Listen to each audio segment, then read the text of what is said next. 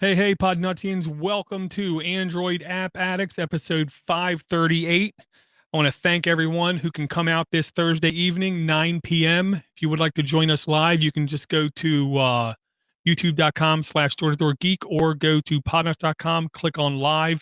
You'll get a direct link right to our live stream.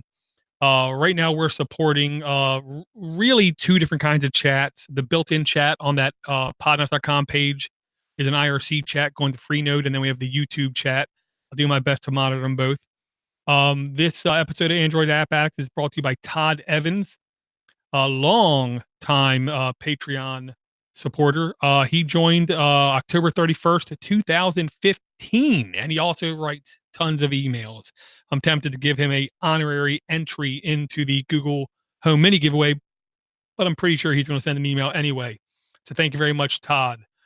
Mark did ping me a little bit earlier today and said he was a little bit upset. His job today sent him, as he put it, up the mountain, and he didn't even think he was going to be home in time for the show. And he said, if I am home for the show, he says, I doubt I will be any good for the show. So this evening we have no Mark Cockrell.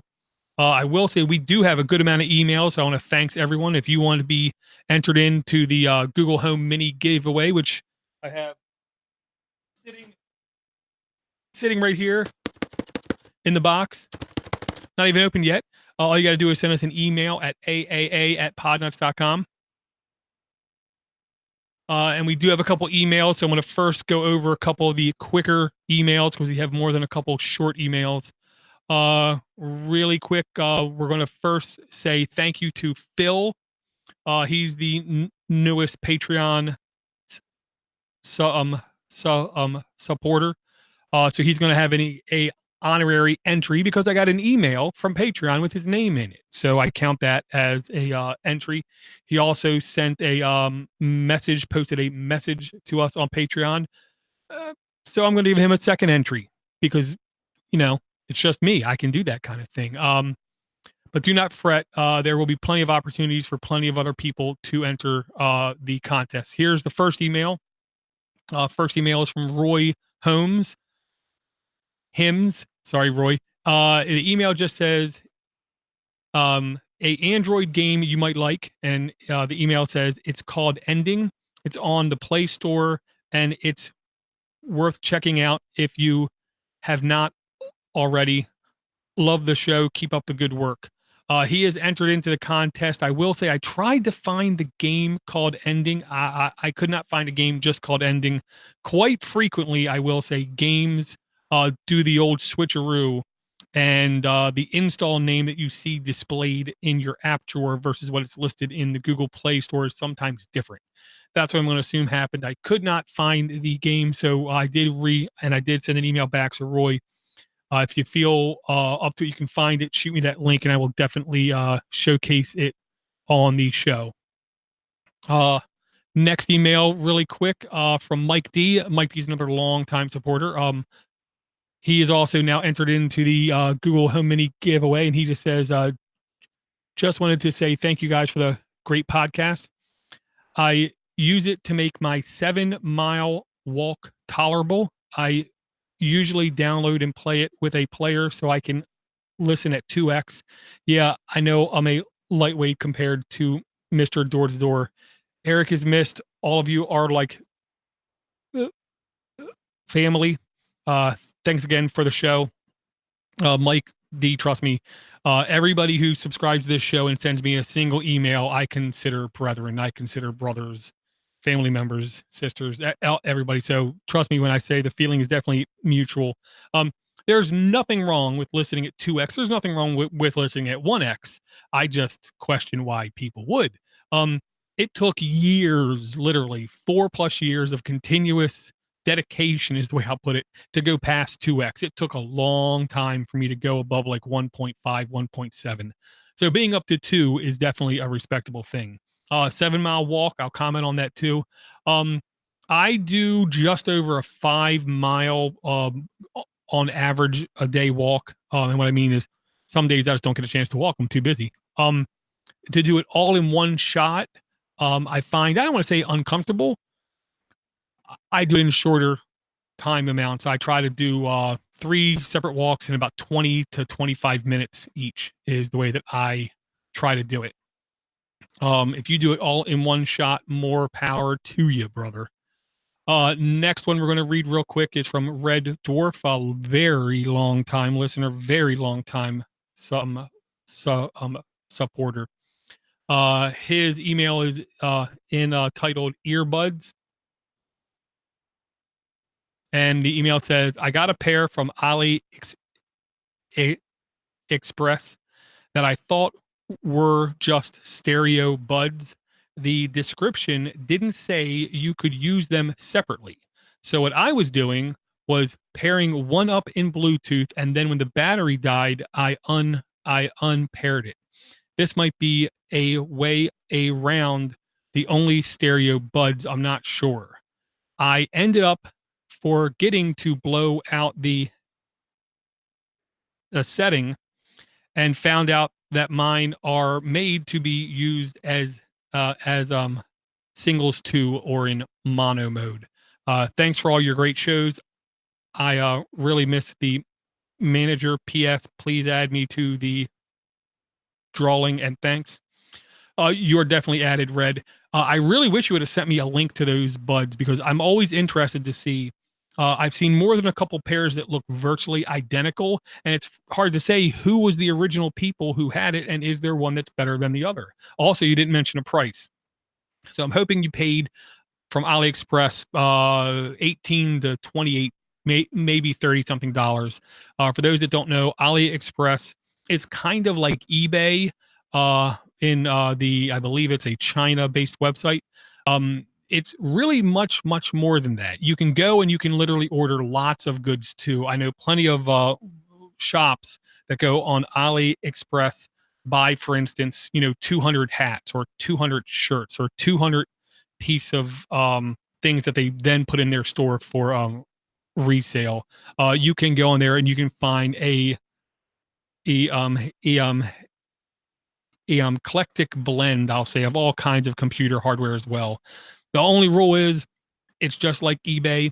If it sounds too good to be true, it's probably too good to be true.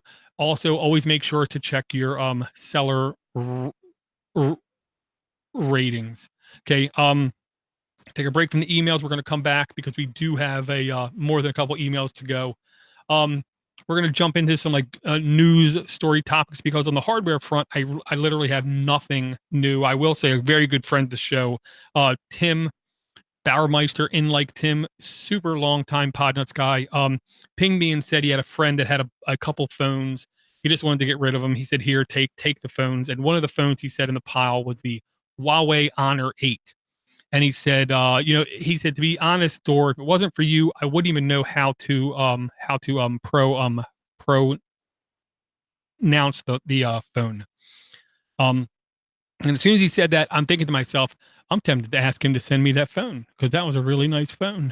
I had it on a roller coaster ride, foolishly had it in my chest pocket, went on the Superman ride in Six Flags, and voila, it went flying away because it's on the Superman ride. What else would happen? But he pinged me and said, I wouldn't have even known how to pronounce the phone. He said, I've been using a couple of these phones that he gave me as like handheld tablets. He would put his phone into tethering mode and just play with a couple of the phones here and there. He used to be a big ingresser, so he's very well versed on using multiple devices at once. And he said that he was very impressed and very shocked at how smooth that the Honor 8 was. I will say the Huawei devices are not your normal Android devices. Right now, I have the Huawei P20 Lite, which I will say is still an unbelievably competent device, especially for being around 230, 240. Just very smooth device. But I did tell him that you have to be aware that the phone Honor 8 and my P20 Lite, unless you're educated on the ecosystem and the OS and all the things that go on it, it is a what I call a Easter egg operating system. There's a lot of things in that OS that you might not be aware are there unless you either accidentally stumble upon them or you actually do a little bit of investigation and digging into the operating system. And I told him about the one-handed mode where you just swipe on the recent home and back, and then the uh, uh, screen shrinks by, I'd say, 30% or more, thus making it easier to reach that top far corner. I told him a couple other tricks, and he's like, yeah, if why don't we get these devices in the US? I'm still utterly convinced, primarily a very general term, the US gets the garbage phones for the most part. The best of the best of the best of breeds, we do not get. We definitely get some really good devices, but for the most part, the best devices are not here.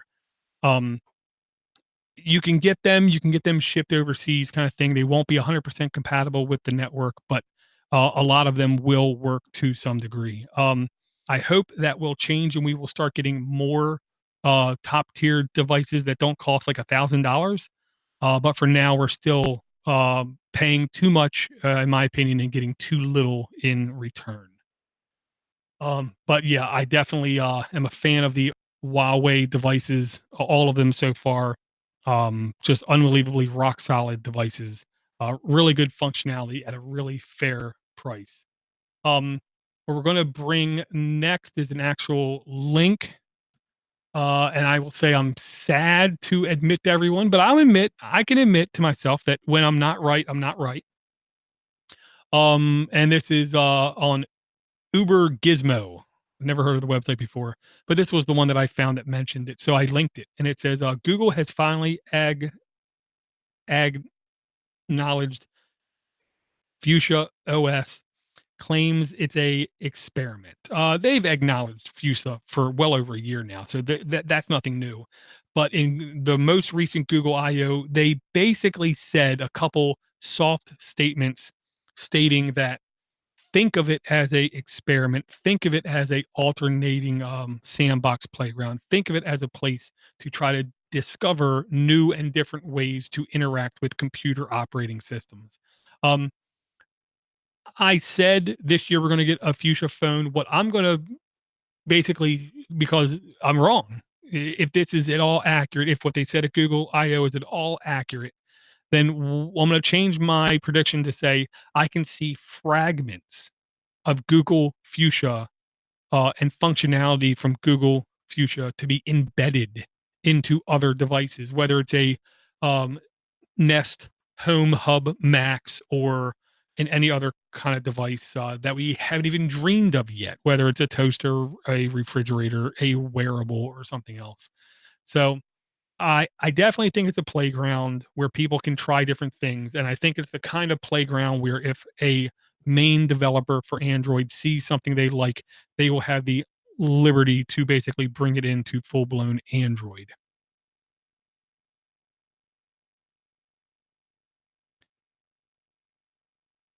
And I will say, do not forget about the Google Home Mini giveaway. We still have at least 2 weeks, so there's no rush. Even if you waited to listen to a show, you have plenty of time to listen to it. Helps when I actually show the web page on the stream. That kind of helps a little bit. What I wanted to bring next, I'm going to have to admit, first and foremost, it's not a phone link. It's not even a Google link, but it's the kind of thing that I think really can be important here on the mobile computing space moving forward. And this is over at The Verge, and it is La Novo shows off the world's first foldable PC. Um, okay, I don't know if you guys saw this, so I'm gonna show the video. Hopefully, we don't get copyright stuff. But here's the gimmick. Okay, first let's lead in with La Novo. Like them, hate them, whatever. You have to admit, Lenovo has been successful. Whether or not you like the laptops they've been making, they've at least been successful. They're still in business. Here's the dirty secret though. They've been in the top tier of mobile phone manufacturers for, I want to say, at least 8 years, 7 or 8 years. So they understand mobile tech. They basically unveiled a foldable laptop. Now, of course, somebody's going to say, "Oh, well, aren't all laptops foldable?" Yeah, yes, they are. Okay, and I'll say Tim Bauermeister also said it shouldn't be called foldable; it should be called refoldable because anybody can fold a screen, but of course, once you fold the average screen, it's not usable. Um, think of it as the entire lid, the entire screen of the laptop ripped off, and then like a book sideways, you can fold the screen in on itself, and then it basically goes down to half size, and you can carry it with you. All of the weight of the battery is on one side of the tablet, so if you prop it up, the back of the screen will stay up, and the bottom will always stay on the table or the surface because of the battery being there. You can use a soft keyboard built into the screen, use it like a netbook. And when I say like a netbook, it's literally about the size of a netbook. And when it folds basically completely closed, completely flat, it looks like. And one of the ways that The Verge said was actually very usable, very functional, was when you hold it in like a book mode where you have the actual screen slightly bent, so it's slightly closed and it's very comfortable in the hand. Of course, it's going to have stylus type uh, support, and they're going to sell it. They plan to sell it with a small Bluetooth keyboard, and by small, just a little bit smaller than the actual screen. No mouse. It looks like no touchpad. Even it looks like if I look at it correctly. Um, and here's what I'll say: there's no way on any planet this is going to be successful. It just is not going to be successful. But the real thing is I don't know if they really want it to be successful. I think they just want it to be successful enough to be known as a foldable laptop. I can see not version 2, maybe version 3 or version 4 or maybe even version 5, them have this technology and other manufacturers have this technology down to such a science. But even more importantly, have the operating system honed in such a way to make the uh, device take advantage of the fold. So in like 4 years, I could see this possibly being, in air quotes, the future of laptop computers. I don't think laptop computers will ever go away. I do think that there are a certain percentage of laptops that will definitely lose popularity. I think if this catches on whatsoever, it will be like the official death of tablet computers because it really kind of is a tablet computer. The difference is they wanted to run a full desktop type OS, aka Windows. Um, and no matter how I feel about Windows, if they give a lot of end users Windows on a folding screen like this, and the software is honed for it, and the hardware feels nice in the hand, and it's not $3,000, I could see this actually being successful again. 3, maybe 4 years. Uh, but I definitely think it's interesting, and I think if it is successful, it will affect mobile computing in another way because it will make it the idea of folding devices even more okay for the average type person. Okay, next we're basically going to go the way I call it, anti-Google, because I don't know, it like kind of like rings off the tongue. It just kind of fits. Um, there's a company, and I don't even know how to pronounce the company, but it's slash e slash slashy slash slashy slash. I guess I don't know, but they plan on selling refurbished smartphones with a Google free Android experience. I literally said that slow because you have to digest it. They plan to sell refurbished smartphones with Google free Android on it. Okay, now we here in Android App Addicts, 8 plus years being on the air kind of thing, being on the air, we've known about ROMs, we've known about custom builds, we've known about custom operating system. We've been able to flash our phones. We've been able to do all this to our phones for years. where we can try to get in there, download a ROM that will literally remove virtually every trace of Google that they can.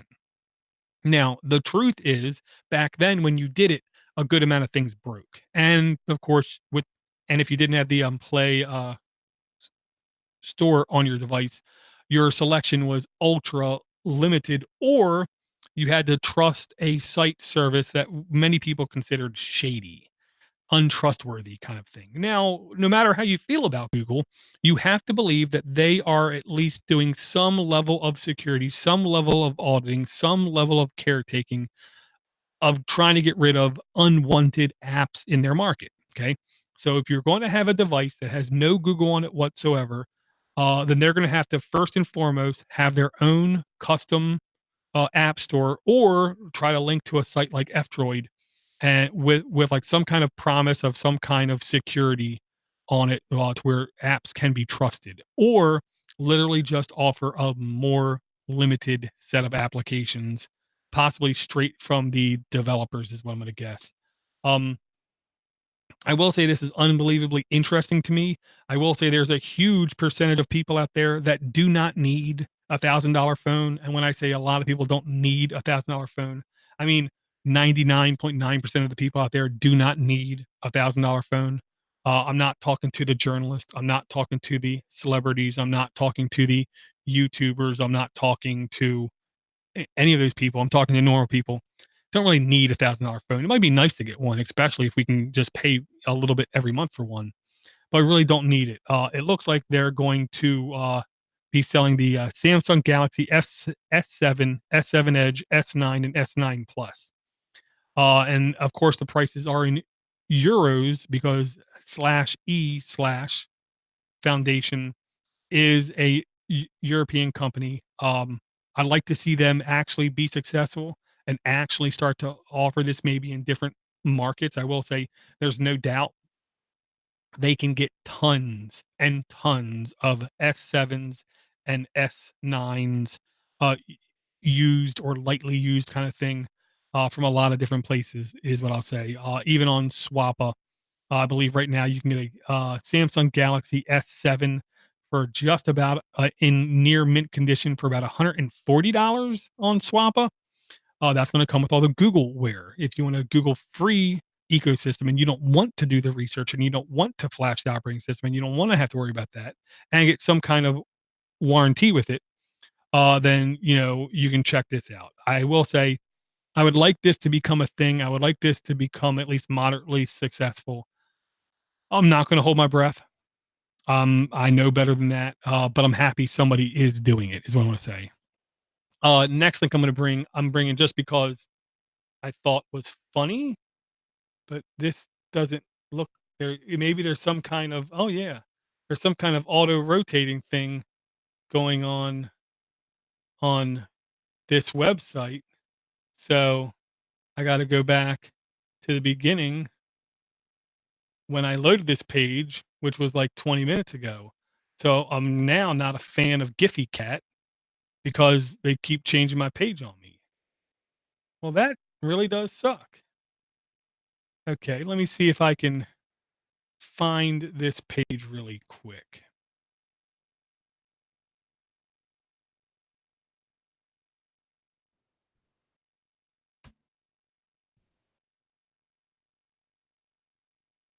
Okay, there you go. What it is, it's an animated gift of a phone holder, and the phone holder is basically like rocking the phone, um, aka it's increasing your step counter. I always said if my job or my insurance company or my whatever wanted to try to like trick me into getting a better discount as long as I, get so many steps per day on my device, I'd literally just take it over somebody's house and connect that device to a dog and just never look at it again, because I'm not going to be bribed by any company to do such a thing. If I'm going to step, I'm doing it for my own good, and that's it. But there's no doubt I could probably 3D print this thing and just put it by my desk and put their device in it and just let it rock all day long and claim, yeah, I'm walking, 25 miles a day. so what's it to you kind of thing. And I encourage everybody, anytime any insurance company or any job tries to offer you a discount for steps, you do everything you can to circumvent what they're doing. Because I don't think it's healthy, quote unquote, to basically abnormally push people towards things for the incentive of money. If people want to do it for health reasons and your job wants to push it for health reasons, that's different. But when they try to basically bribe you with it for money, I'm not a big fan of it. Okay, we're going to now jump to some apps, and I figured out on Giphy Cat down here, I can turn off the up next feature, which, you got to mess up once in a while to learn. So now I know for future. This is a longer email, and I will say, because this email is so chock filled of information, this person's also going to get credit for 2 emails. It doesn't hurt the fact that he's cool. This has been another long time listener, subscriber, Patreoner kind of guy to Android App Addicts. So first off, Ben, thank you for the email. I'm going to do my best to read this email. So stick with me, people. Okay. The email is called AAA Check-in. First off, I'm sorry to hear about Eric. Nothing I can say makes it better, but I am lucky I got to hear his voice for a few years, kind of get to know him and his dang VR game interest. And I know his pain is over, but his family and friends will still feel it.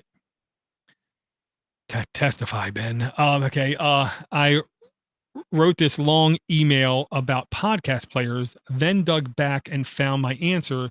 So fun stuff.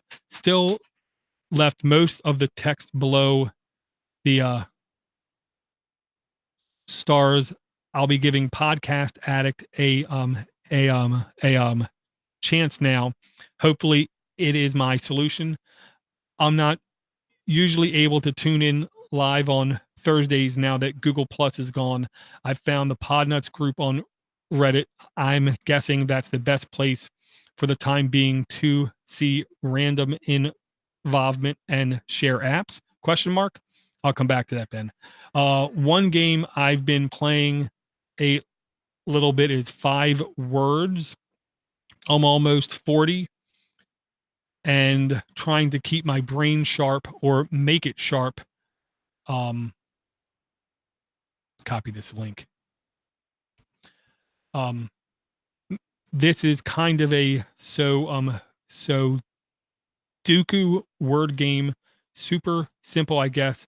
I have the ad-free version. Bet I got it on sale or as a free app. It is simple, makes me think a bit, and I hope it's helping me somehow. Oh, and I started Google Rewards on April 29th, 2015 per the app. I've answered 630 micro surveys and I have made $156.75 in Google money. So I've bought a ton of apps and movies for confirming or denying if I've been to a place or if I paid with cash or credit. Otherwise, as always, thanks for the listening in enjoyment, Ben. Okay, really quick. $156.75. Good job, Ben. You, instead of giving your information away on services like Twitter, Facebook, MeWe, all these sites out there, instead of giving your information away, isn't it good to get something back for giving your information away? Because the truth be told, Google already knows most of the information anyway. And yet they give you money back that you can then rent movies, watch with your family, buy apps, buy ebooks, all kinds of good stuff. So opinion rewards is gold. And thank you for sharing that dollar a amount, Ben. Okay, now here's the email where he first started to write it. And it says, I just downloaded Podcast Addict, listened to episode 535 and found it. I have used Beyond Pod Pro for years, but it's not buggy lately and not updated lately. So I've started looking elsewhere. But here's what I've loved about it.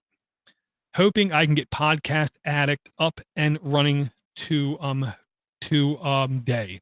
Uh Folders categories. I can categorize my music, running, tech, random, etc. Especially helpful when I want to listen to just music or just Podnutz. Uh, Granular regulation of downloads. I can say only download / keep one episode max of this daily short podcast or 3 of this music one that I can listen to on repeat while I run, so that if I don't listen to a daily or weekly podcast, I don't get overwhelmed with a ton of downloads. Playback speed. I do remember you saying you preferred one has this control for each podcast, which I think I'll love. Music at 1x, running interviews at 1.4x, etc. SD card right, no brainer in 2019. Dark mode of some variety, of course. Import, export, and playback speed. And I will say it does have all those features in Podcast Addict, and a lot of the other podcast players do have that same feature. Podcast Addict doesn't scream at you about those features, so you can go into each feed, click the gear, and you can set separate settings like don't download this over mobile data, only download this podcast on Wi-Fi. The rest of the podcast, go ahead and download on mobile data, but this one on Wi-Fi. Or you can say only keep one episode, only the most recent episode of this podcast. Even if they put out 4 or 5 a day, you don't have to worry about it filling up your phone.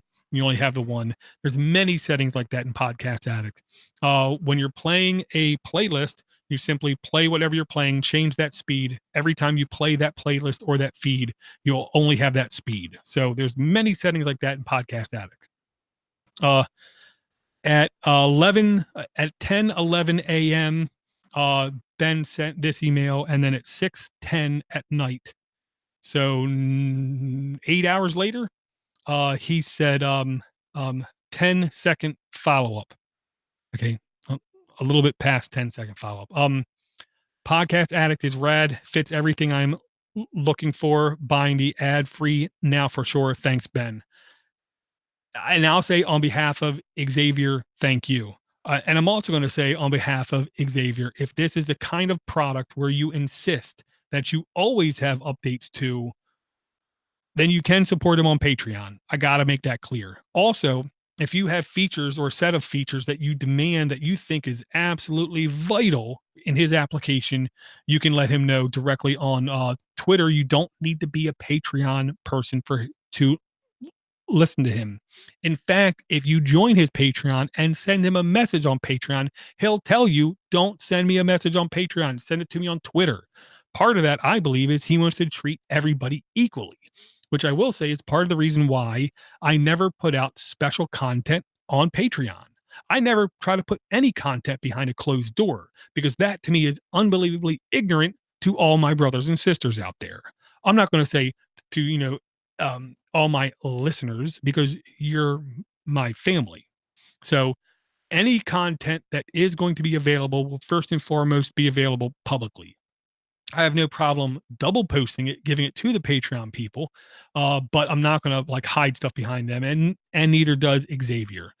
Even if what you can do, if you can't afford a lot of Patreon people, you can literally just set up a little schedule in your calendar and say, for 3 months, let me give Xavier $1 a piece, and then after that, I'll give somebody else 3 months of $1 a piece, and then do that kind of thing.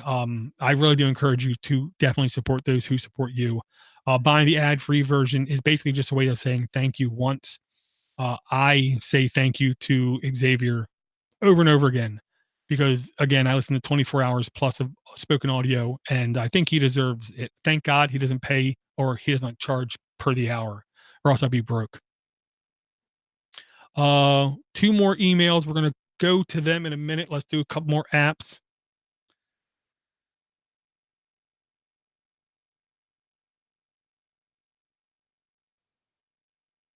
You're in the chat, Robot 404. My smartwatch says I've taken 13,727 steps. I want to say that's about 7 miles right there. It's definitely more than 5 miles unless you have really short legs. I have very short legs. And he says he's gotten $151 over 658 surveys. I honestly don't remember. It's been so long since I've looked at that dollar amount. And I will say Google Opinion Rewards was an app that was supposed to show up in my picks list, but it isn't. They finally revamped the interface. Um, I've been doing it since I don't even know. Let's go back. Oh man, March 1st, 2014. So I've been doing it for a little bit. $186.75. So you can see by the three people here, the email, the chat, and myself, it's about pretty consistent money over time. It isn't like there's great differences with people. I will say if you travel a lot, you'll probably will get more. It's just the nature of the beast. Okay. Next app is I read multiple places. This is a Google app, and it's really like a Google incubator company kind of thing, which I'm going to still say is a Google app. The actual name of the company is Area 21. Area 21 has two apps. One is called Grasshopper Learn to Code for Free. This app is called Rivet, Rivet, Better Reading Practice by Area 21 again. Books and reference education, 642 reviews, E for everyone, family friendly. Haven't seen that there on too many apps, so that's good to know. We have a family friendly icon right there on the page to let us know we can give this to a small child and we do not have to worry about what is in it. Completely free to download, no in-app ads and no in-app purchases. 4.0 average reviews. Updated May 14th, 2019, 87 megs in size, 500,000 plus installs. Current version 1.1.25. All you need is Android 5.0 and up. Okay. This is an app that helps kids read. Um, I really don't want to sound like, a bad 80s PSA and say reading is fundamental. But I will say writing is something that I think people will do less, like handwriting kind of thing. So I understand them trying to work on like typing skills in school, but reading is reading is reading. I don't know if there's ever going to be a time in life where we don't read something. Emojis will not take over the world. Okay. That ain't going to happen, but reading is necessary. Um, I really do encourage you, if you have an old phone or a older tablet, put it in a silicon type case, silicone type case, or a TPU plastic type case, and give this kind of app to a kid. Yes, yes, we should not have kids with 10 hours of screen time a day. I trust my listeners to have common sense. Okay. We all have to just use our head. My youngest son, he's 11 years old. I try to keep his tablet, like phone, like that kind of screen time down to below an hour a day. On days he's really good in school and does his homework all by himself and it's complete and it's cleanly written and his day in school is well behaved and he didn't buy 3 snacks during lunch, I let him go like an hour and a half and I'll let him play the Switch a little bit. Um, but we have to like try to limit them. And I will say kids love screens. Doesn't matter what's on them. They love screens. So why not make it at least a little bit educational once in a while? Uh, and with this kind of app, R- Rivet, you can literally help your kid read. There's tons of books in here that I saw, and there's no doubt. You give it to a kid who's young, who hasn't already been indoctrinated with things like Fortnite, and I guarantee you the kid will like it. The kid will have fun, and at the same time, the kid will learn a little bit. Um, in my humble opinion, you can't go wrong with an app like this. So, on behalf of the normal man, I'll say thank you very much, Google, for allowing your incubator company to do this kind of thing. Thank you very much for letting them do it without ads and not having to charge for it. Hey, I see Charles is in the chat too. And hey, Red, good to see you guys. Thank you guys for coming out. Okay, this next app I brought because I was a little bit interested in this. While I'm not big on taking pictures, I fall in and out with a desire to at least learn about some graphics things and just try to find alternate sources of graphics where I don't have to worry about copyright and stuff. This one is called Curator, and this is a beta app um, by Chris Rowett. Photography, E for everyone, does have in-app purchases. Does have in-app purchases. I'm not sure what they are yet. Haven't seen them yet. But it is completely free to download. Does have no ads on it. Since this is in beta, there is no reviews. Updated August 31st, 2018. It's in beta. Last updated August 31st, 2018. I know it confuses me too. 10,000 plus installs. Version and size and Android version varies with device. Uh, In-app products, 99 cents to $399 per item. Yes, that's a little bit confusing. The permissions aren't crazy. It seems like need to view USB storage, modify USB storage, network access, run it, startup, prevent device from sleeping. To be honest, they all sound like very normal permissions. Okay. I am a privacy nut. I have no problem saying that. I believe this is a more privacy centric app. I'm going to lead with that. Okay.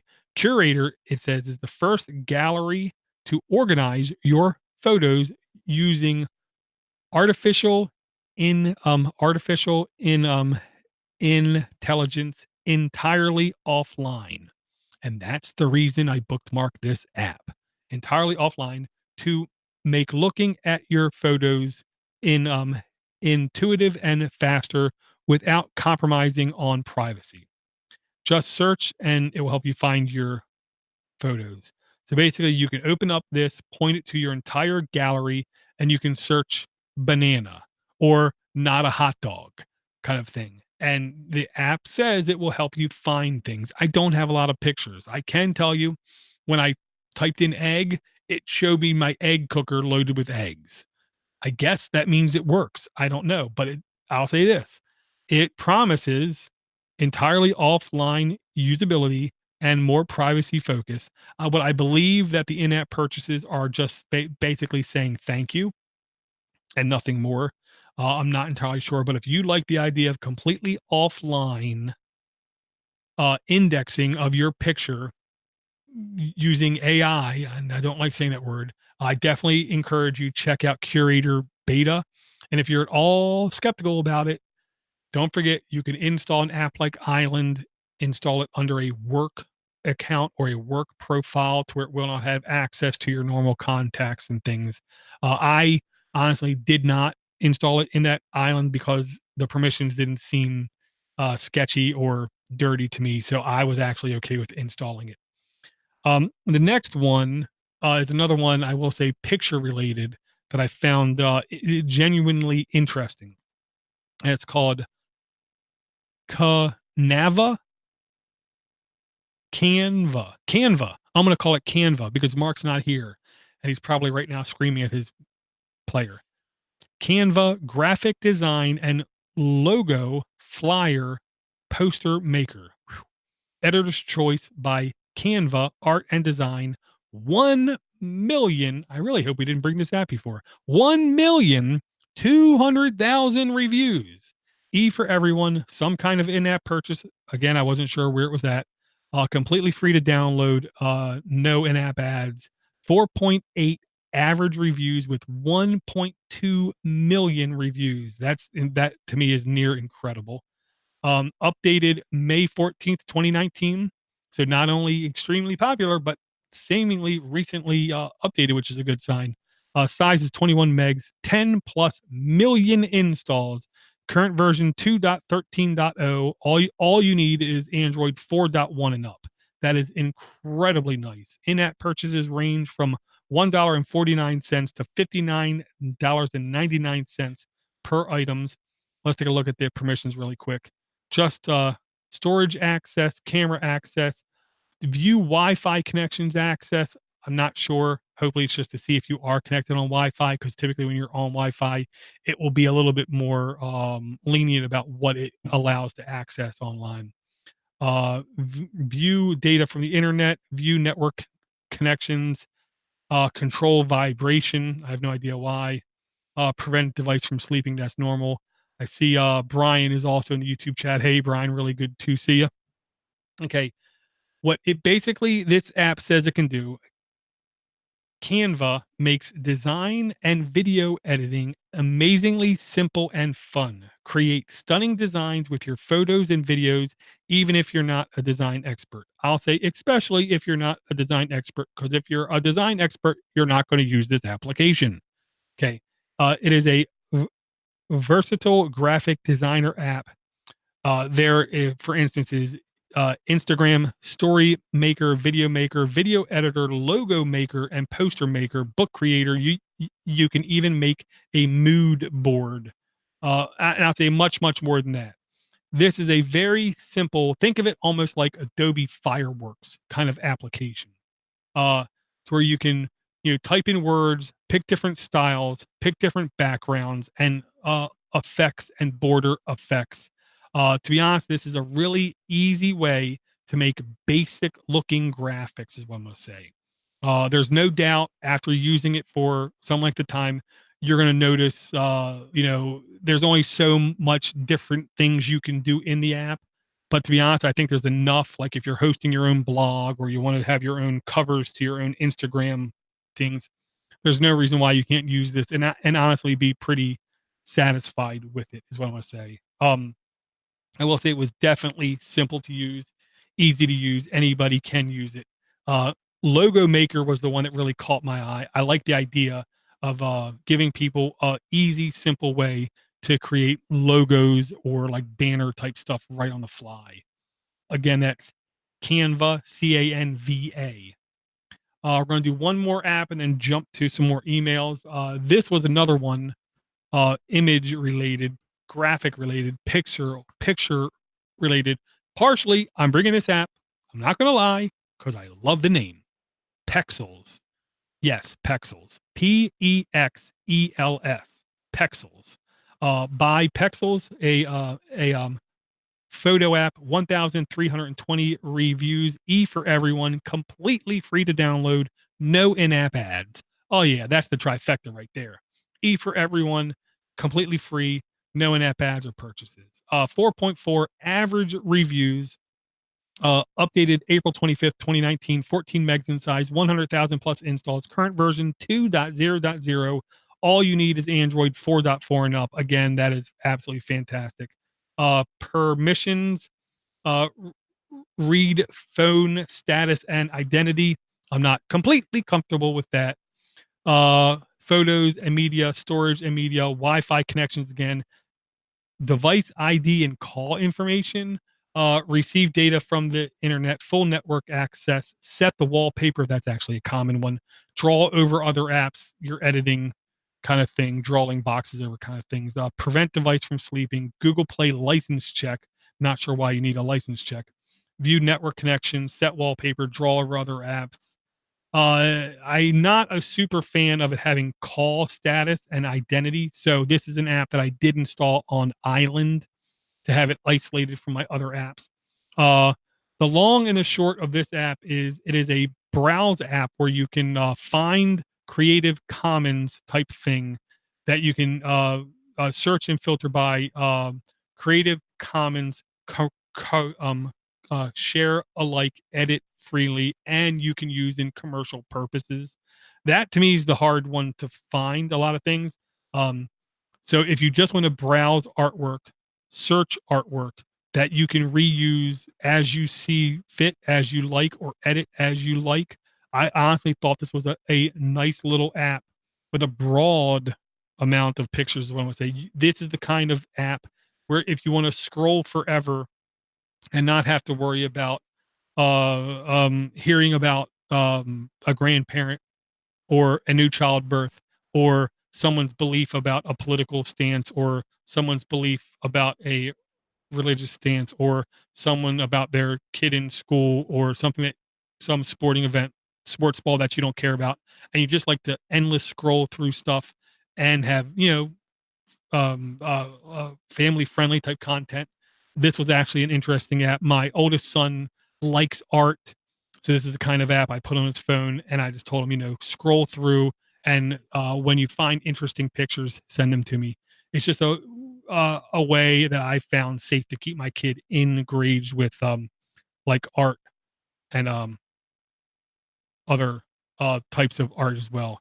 Uh, Robot44, how well do you think it will work with the Pixel 3 or 3A? I'm going to guess you're talking about the app Pexels. Hopefully, it will work perfectly inside of it. I will say the Pixel 3 and 3A, or 3A and 3A XL, or whatever, just went on sale today on Amazon. I expect it to have fair sales numbers. I don't think it's going to be spectacular sales numbers whatsoever. Um, this is an app, to be honest, that's right up my alley. That a lot of people will say, "Why would you need such an app?" But I'm telling you right now, the app's already installed. Okay, I'm probably going to keep it, and I'm probably going to keep using it for a long time. Um, there are certain silos of information on my phone. When they get too busy, I just disconnect from them. Whether it's IRC and I'm in a chat and there's just too many words going by, I just have to disconnect. If I'm in a Google Hangout with people and the chat starts coming too fast, I'll just snooze the notifications. If I'm in Discord and literally there's like, 20 messages in the last 5 minutes, I'll literally kill the app and I'll check it back later. Which is why I can't be on Twitter or Facebook, because there's too much content. And if I can't read it all, I don't want to see it. This box is called InboxIt Share to Mail by Saggy Lowenharth. Man, ooh. Productivity app, 160 reviews, E for everyone, does have in-app purchases. Again, sorry, I'm not sure what the in-app purchase it is. Completely free to download, no in-app ads. 4.7 average reviews. Updated May 4th, 2019, 4.7 megs in size. That's small. 10,000 plus installs. Current version 1.2.2.6. You only need version 4.03 Android and up. Let's take a quick peek at permissions. Identity makes sense. Contacts, I'm sorry, it makes sense. Photos and media storage, network access, the normal draw over other apps, prevent device from sleeping. A lot of apps want that. In-app purchases range from 99 cents to $2.99.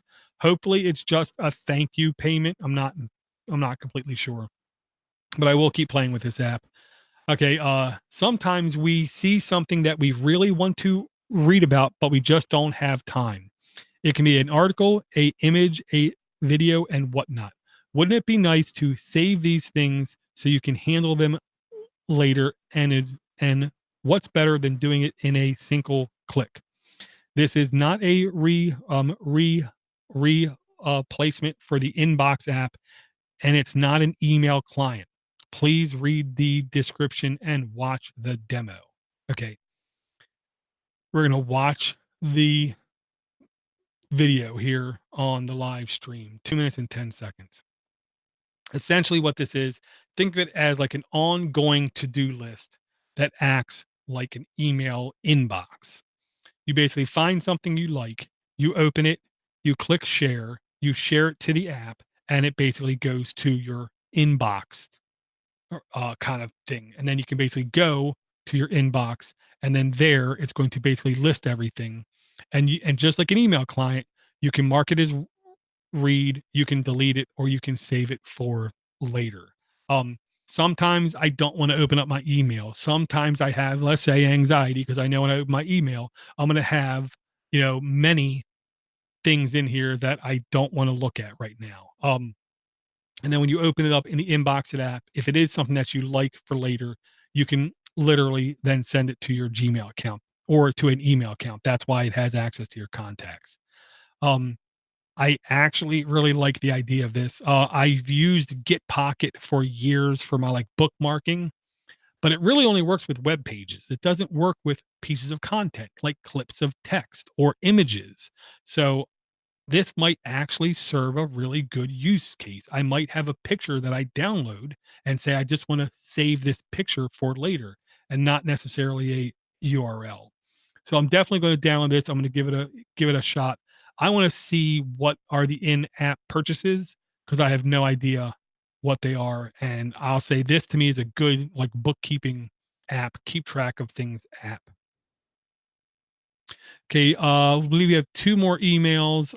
First one is from Red Dwarf again. So this is a second entry, and it is labeled 5G starting, really starting. Yo, get a bad feeling about 5G and the fact of the radiation from it will be all over with transmitters everywhere. I wonder about the health risk. Something you might want to talk about on AAA. Okay, I can tell you right now, there is literally nothing you could, should, would, can worry about when it comes to 5G. There's one simple reason. There's two types of radiation: ionizing radiation and non-ionizing radiation. Non-ionizing radiation has been flowing through everything in and on and around the planet Earth since it has existed. It is everywhere. It is ubiquitous. It is never going to stop. Non-ionizing radiation is everywhere. 5G is non-ionizing radiation. You can take a 5G transmitter, you can shove it into an orifice and leave it there for 50 years, and you will never have anything except maybe a cut or a bruise from it. Ionizing radiation, more like X rays or gamma rays or some like um, I'm trying to remember. There was a type of like electro radiation, but then you have, of course, like um, nuclear type radiation. Those are all ionizing radiations. And feel free, don't believe me, go look this up.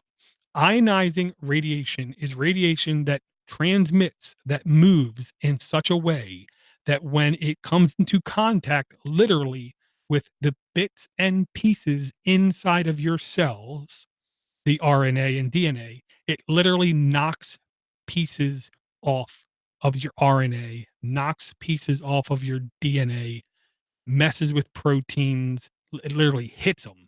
And when it hits them, it basically deforms them and mutates them. And that's how cancer gets started.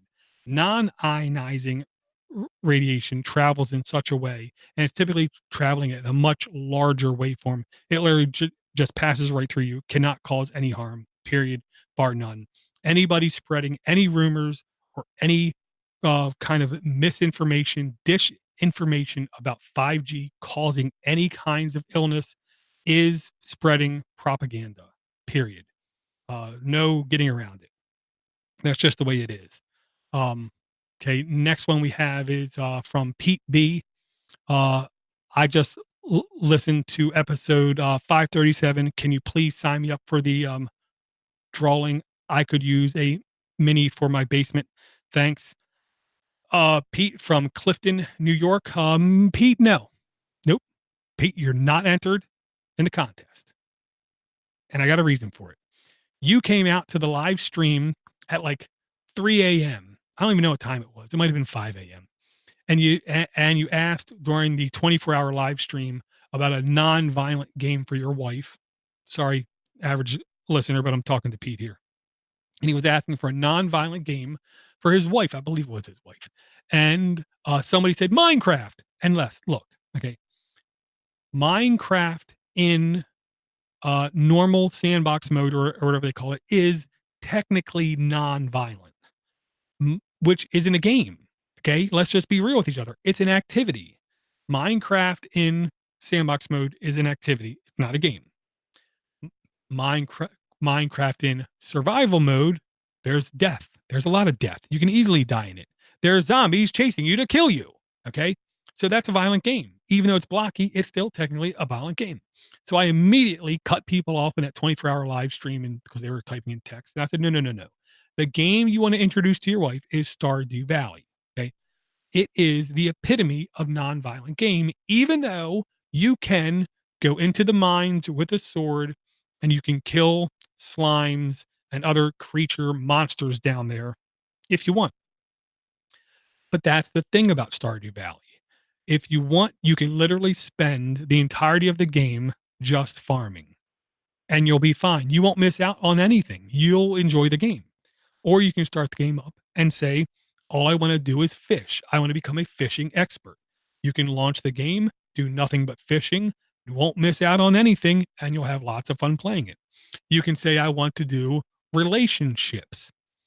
Load the game, go around the town, talk to the people. If you want to, stalk the people, give them gifts, make friends, and just interact with people all the time, and you will miss nothing else about the game. The game is unique in that respect, is what I'll say.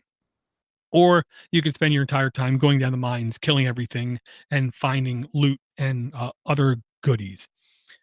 And Pete said, sounded good. I played a little bit on the stream and I showed it to him a little bit. And I will just say it like this, Pete. If you do not tell me in the next 2 weeks how your wife took you introducing Stardew Valley, then you're not introduced. Then you're not in the Google Home Mini giveaway. That's just the way it is, Pete. You can't leave me hanging like that. I really hope she at least gave it a entertaining chance to play. Because I will say it is the kind of game. Once you load it up, it's a little bit confusing. You don't know what you're doing. There has to be something there to spark your interest for the first 20, 30 minutes of gameplay. And I will say the best thing about the game is every 10 minutes or so into the game, as you're playing it for the first time, the game literally transforms itself in front of you and it transforms the objectives right in front of you. Even if you've only been farming, you have to do different things in order to farm. Even though what worked before will still work, now there's better ways and different things you can do. And the game constantly evolves like that. You can easily put hundreds and hundreds of hours into the game and never experience the same thing twice. So Pete, you got to get back to me on that, or else you just can't leave me hanging like that. Okay, next app we're going to bring here. I wanted to make sure we were still sharing the stream on the show. Okay, this app is called Inware, Inware by EvoWiz. It's under the tools category. 154 reviews, E for everyone, completely free to download. No in-app purchases, no in-app ads. 4.7 reviews. Updated January 21st, 2019, because it doesn't need to be updated crazy often. Trust me, I'll get there. Size 3.3 megs in size. Perfect. A little tiny app does what it needs to do. 10,000 plus installs. Current version 1.4.1. You need 6.0 Android or up, which is fair. That's still 2-3 years old. Permissions. Location. Phone activity. Photos. Storage. Wi-Fi. Device ID. Call information, and the full stack of vibration, prevent device from sleeping, pair with Bluetooth devices, blah, blah, blah, blah, blah. Here's the reason I say blah, blah, blah, blah, blah. This application basically needs all those kinds of access, because what this application does is it basically allows you to take a hard, deep dive look into all of the hardware on your device. It will tell you, besides the obvious CPU and RAM, it will tell you details about your screen size, resolution, aspect ratio. It will tell you identifiers about your firmware, about your antenna, tell you about the type of service that you're getting right now. It will tell you the obvious things about your Wi-Fi connection. It will tell you details about your camera that basically no other app kind of services surfaces. So if you want to know the true dirty details about everything on your phone, you can go look it up on a website and try to read it, or you can just install this app and you can see all of the different hardware uh on your device, whether it's a phone or tablet, in some really good detail. Granted, it's the kind of app you might only install once, read it, think it's cool, and not need it again. But it's the kind of app I install and I have in my library just so if later I need it again, I know I can just browse my library, and I can see all the details because this app has been on the store for a while. It will keep being on the store. I want to take this opportunity to remind people. First off, I want to say to everyone, thanks for the emails. Thanks for the kind words about Eric. Um, there, it's been over a month. It still feels like it's only been a day. He's definitely missed. I'm really happy to say if you go to gofundme.com and search for Eric R. Dini, you'll see a posting from his sister Tara Bell, created March 17th, called "Help Eric R. Dini and Family." Uh, we have it up to $11,213 by 160 people. So I definitely want to thank everyone for their support. I want to thank everyone for offering help to Eric. I will say I am going to continue to support him as long as I can because he would support me. Um, and I will say, don't forget the links in the notes. Click the notes. It'll be towards the top. I'm still listing him as a host because he's still with me. Is the way I put it. If you want to be in on the Google Home Mini giveaway, do not hesitate. Shoot us an email, aaa@podnutz.com. You can go to podnutz.com. You can click on the contact link if you want. Go ahead and put your information in there and your email address, and you will be entered in. You could also send us a voicemail, 7076-PODNUT. And never forget, if you want to catch us live Thursday night, 9 p.m. New York time, you can hop on. You can check us out. We are participating in the YouTube chat and the IRC chat. And do not forget, anytime you want to, you can go catch us on YouTube, catch the back catalog of shows on YouTube if that's your preferred method of watching these. Um, and if you want to subscribe right there in YouTube, and you'll be notified whenever this show goes up. Right now, there is other shows on this same channel, so you might not get every episode, only the episodes that you want. There's only one way for that to happen. I will say I am going to give the people in here, especially if you shoot me an email right now, just saying email, RobBot404, Charles, Brian, and Red. If you go ahead and shoot me an email here, it's 10:08 p.m. In the next 20-30 minutes. I'll definitely count you guys as double entries if you shoot me an email. Thank you guys for coming out. Thanks to everyone for their support. Please do not forget, Mark is over at elementop.com. Definitely go give him a shout out, give him some support. We all out there support those who support each other. We'll definitely see you guys again really soon. And thank you guys for coming out. And we'll talk to everyone again real soon.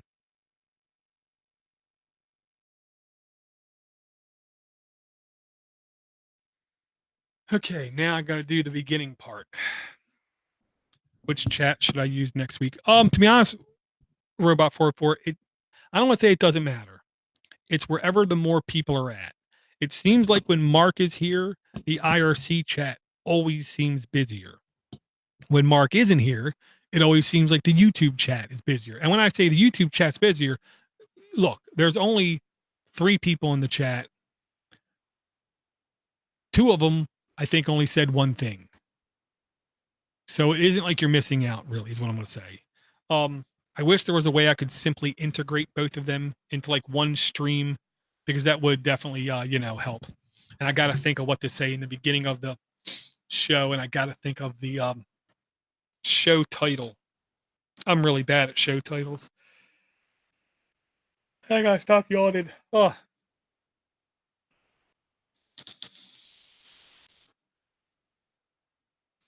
Let me take a look at the apps. Oh yeah, we have the folding tablet, //, the phone cradle. I don't know. Rivet, Curator, images, lots of images, artwork apps, InboxIt, lots of email. Hey Stuart, good to see you, man. Thank you for coming out. Okay. This week on Android App Addicts. We rock your phone to sleep. Maybe that'll work. Or yeah. Okay.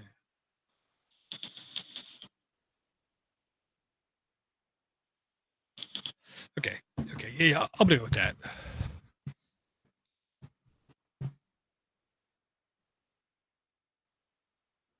This week on Android App Addicts, Lenovo is making a no, not gonna do that. Mark up the mountain. That's good. I like that. This week on Android App Addicts, we have another folding device. You can rock your phone, but you're not rocking it to sleep. And we have a bunch of graphics apps.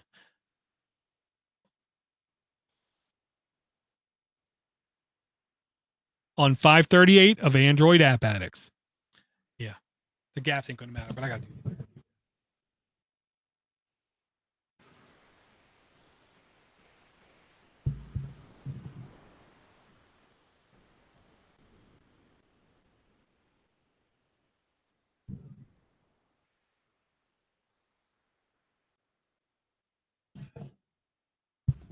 Yeah, recording that static helps me, quote unquote, proper noise cancellation. Make the audio just a little bit better. So now to my saved project. Hey, Brian, thanks for the email. One of the reasons why I said we're going to wait a couple weeks is because I haven't even started saving everything into a spreadsheet yet.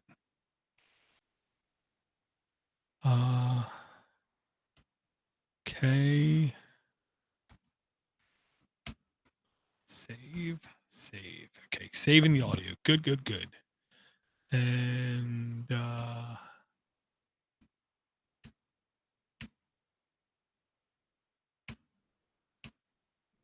is cool. We had lots of emails. The only they should all be that. Okay, yeah, so I can delete this. Did Roy send me a follow-up already? He did. Okay. Well, I got to mark that. Now I got to mark that unread for the next show.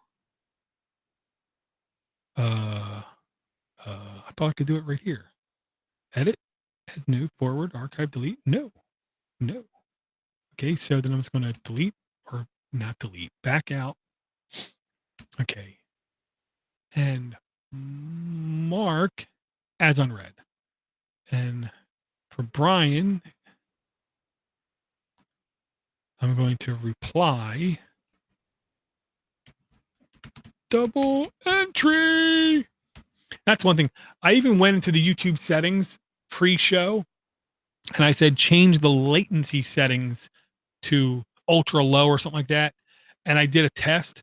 It was still over 30 seconds of me going like this and then watching the feed and seeing that come up. It took over 30 seconds. It blew my mind how bad the latency was. I will say that I think one of the things that they Twitch does really, really right is they have latency figured out. And I'm sure, it's a couple $1 million worth of servers kind of helps them out. Oh, I forgot to drink my drink. Yeah. Monsters have a lot of vitamin B in them. This literally has like nothing. Let's see if we can get that in focus. 0%, 0%, 0%, calories 5. Calcium 10%, vitamin C 15%. That's the only thing in here. It's basically caffeine and caffeine and caffeine. Mental, physical, energy drink, original, sugar-free, uptime. Great logo. I got to say, that's a great logo. But when my wife bought it, she said, why am I drinking suntan lotion? I got to admit, it looks like suntan lotion. Mark up the mountains. I gotta write that one down, Stuart. Or else I will mess it up. Control C. Okay, now the way I'm going to make sure I don't forget it is surprise. I send myself an email.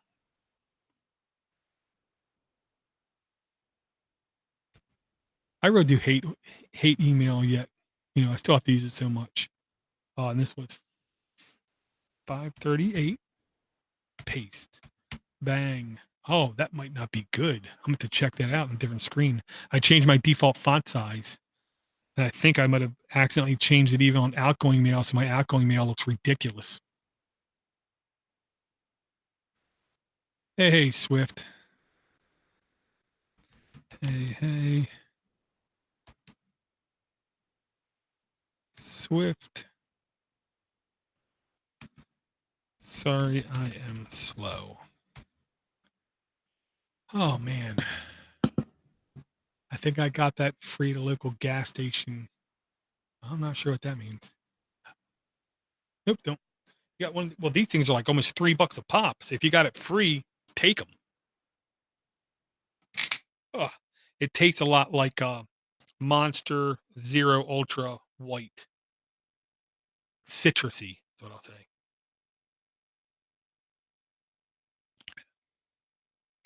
Kind of. I'll say there's no better way for me to go to sleep than slam something with caffeine in it and then lay down 5 minutes later.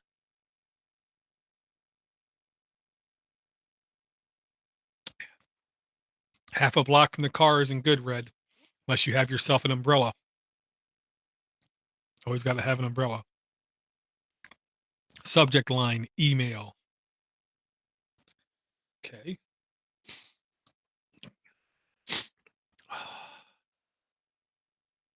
Oh, God.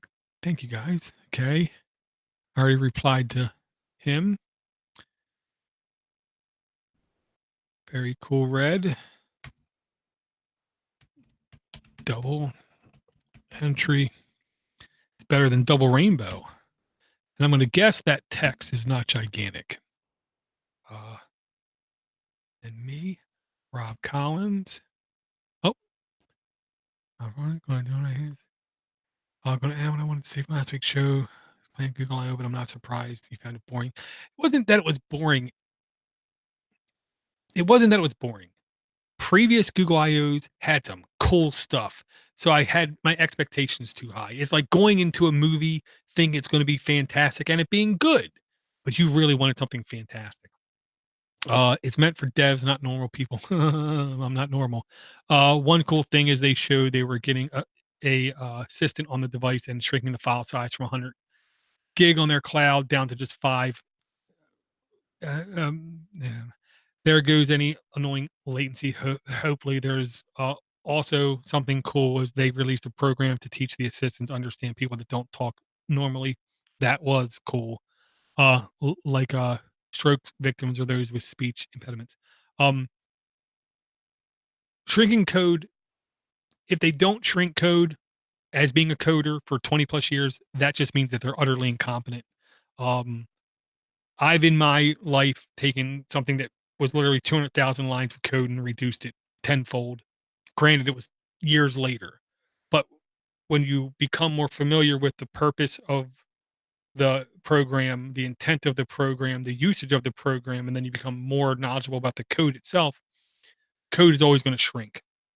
And with, you know, the most PhDs in the history of the world in one place, going from 100 gig down to half a gig, I think is cool, but it should be. There's no reason for it to be 100 gig. To me, that's absolutely nuts.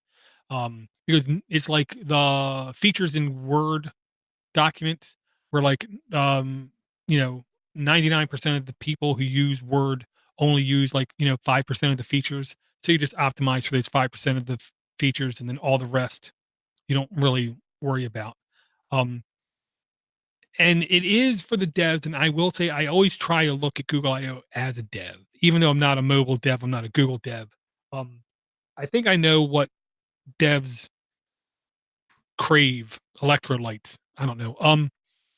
I still wanted just a little bit more. I really wanted to see more like groundbreaking hardware kind of thing, because the problem with anything they do in code is as soon as they say they can do something in code, they plant a flag in the ground, and now everybody else in the world tries to do that very same thing. Where when they come out with more unique hardware, it's really hard for someone to spin up and reproduce the hardware. For the certain hardware, it can take 24 months to reproduce it. I was really hoping this was gonna be the year where they came out with a Pixel, watch, and it'd be a really, really nice watch at a fair price. I can see $200 is what I'll say for a watch. Being really polished, really nice, good form factor, and had really good functionality in it. I was hoping for that kind of thing.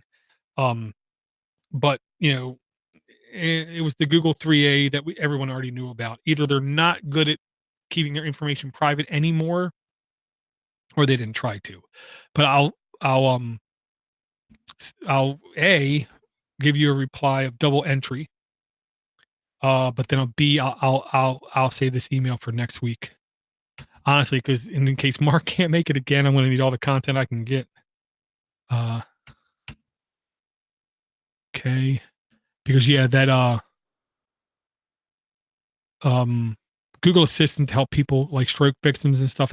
That's the kind of thing without sounding dumb. They don't have to do that. They don't have to do that at all. It isn't like they're, 20% of the listeners or anything, but they did, so that's cool. Jose, uh, Google Home Mini, hope you're doing good. I tuned in very late during the show. If it's not too late, I'd like to be entered with Google Home Mini. Oh, yes, he is. And because he entered in that time frame, I gotta tell him. I gotta tell him. Double entry. Because he's Jose. Thank you very much, Jose. And I gotta start uploading the show. I gotta make sure there are marked as yep, good. Okay. Yep. I think yeah. Okay. Oh, wants to compact my Thunderbird. Okay, I gotta start. Oh, upload the file. Oh, red. So you're over hyped yourself. Okay. I mean, don't get me wrong. And I did. I always overhype myself for these events. Because really, I'm not gonna lie, what I really wanted in Google I/O, I wanted Stadia. I wanted Stadia to come out and just knock everybody over with claims that nobody else can keep up with. Because that's the thing. What they can offer in Google Stadia is the kind of thing, as of yesterday, was the kind of thing that nobody could compete with. Today, supposedly, I hear there's a handshake between Sony and Microsoft for some cloud stuff, so maybe they can compete. Uh, you get a free local gas station, start a Palestine, lecturers going to give away weekend. Did you hear the news about Huawei being banned from US now? Yeah, and it's Trump, and they already got sued. So, the ban basically, it's one of those things. Okay, really quick, Stuart. It's like the Paris Accord, the Paris Climate Accord. Everyone keeps saying that we're out of it. Technically, we can't be out of it.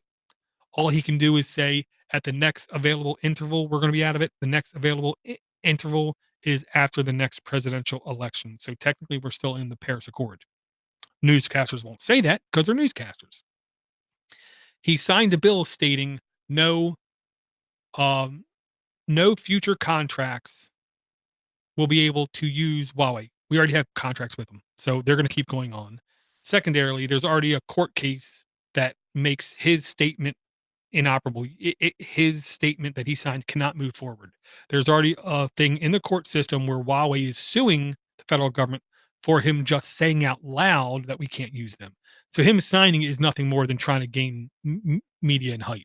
Um, I don't know if Huawei can, should, would, could be trusted.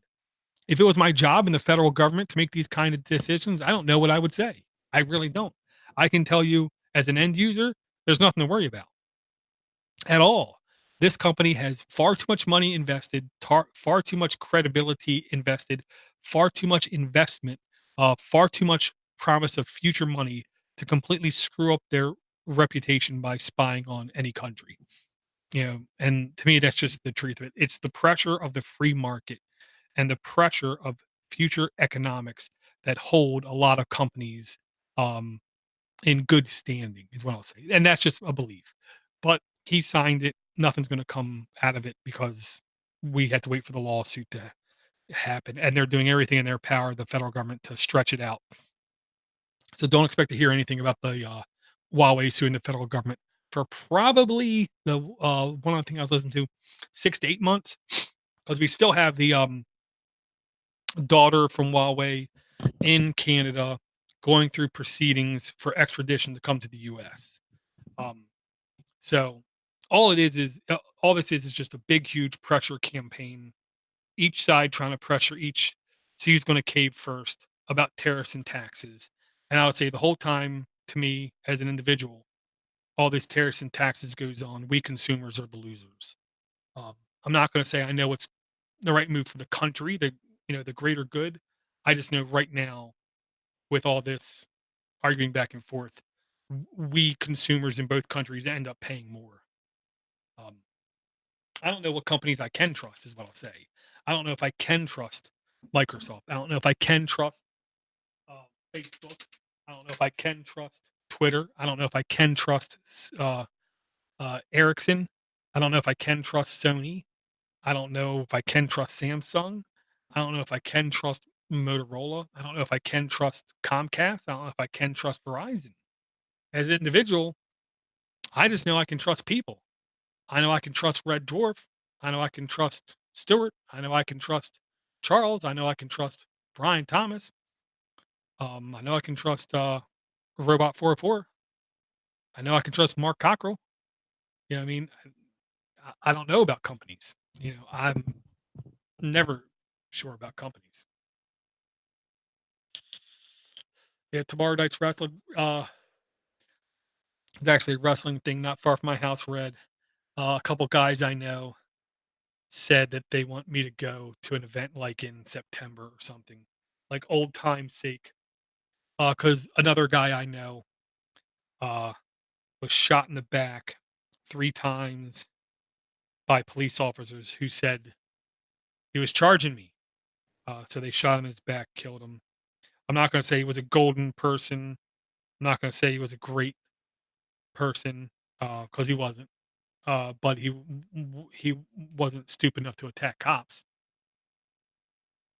So yeah, so go hang, reminisce about those old times as well. That's how you know you're getting old when you start to just hear more and more and more about people you know personally keeling over. At least that's my opinion. Charles says never trust Comcast.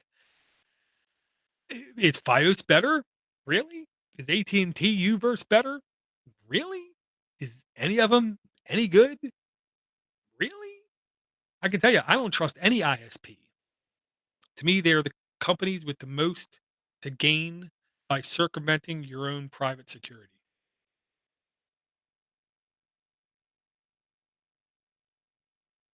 I trust that red guy. Yeah, ingredients: filtered, carbonated water, natural flavors, citric acid. That's like the.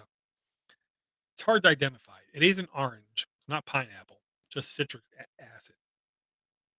Calcium, citrus, natural caffeine. Woohoo! Yeah, and how much caffeine I can't remember was in this thing. Uh, it wasn't as much as a monster.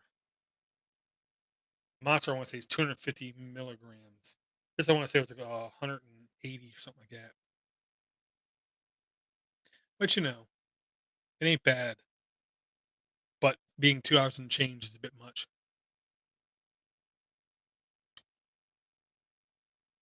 Yeah, Google killed the fiber was the best thing for their business. Bottom line. Okay, so let me go to my home folder.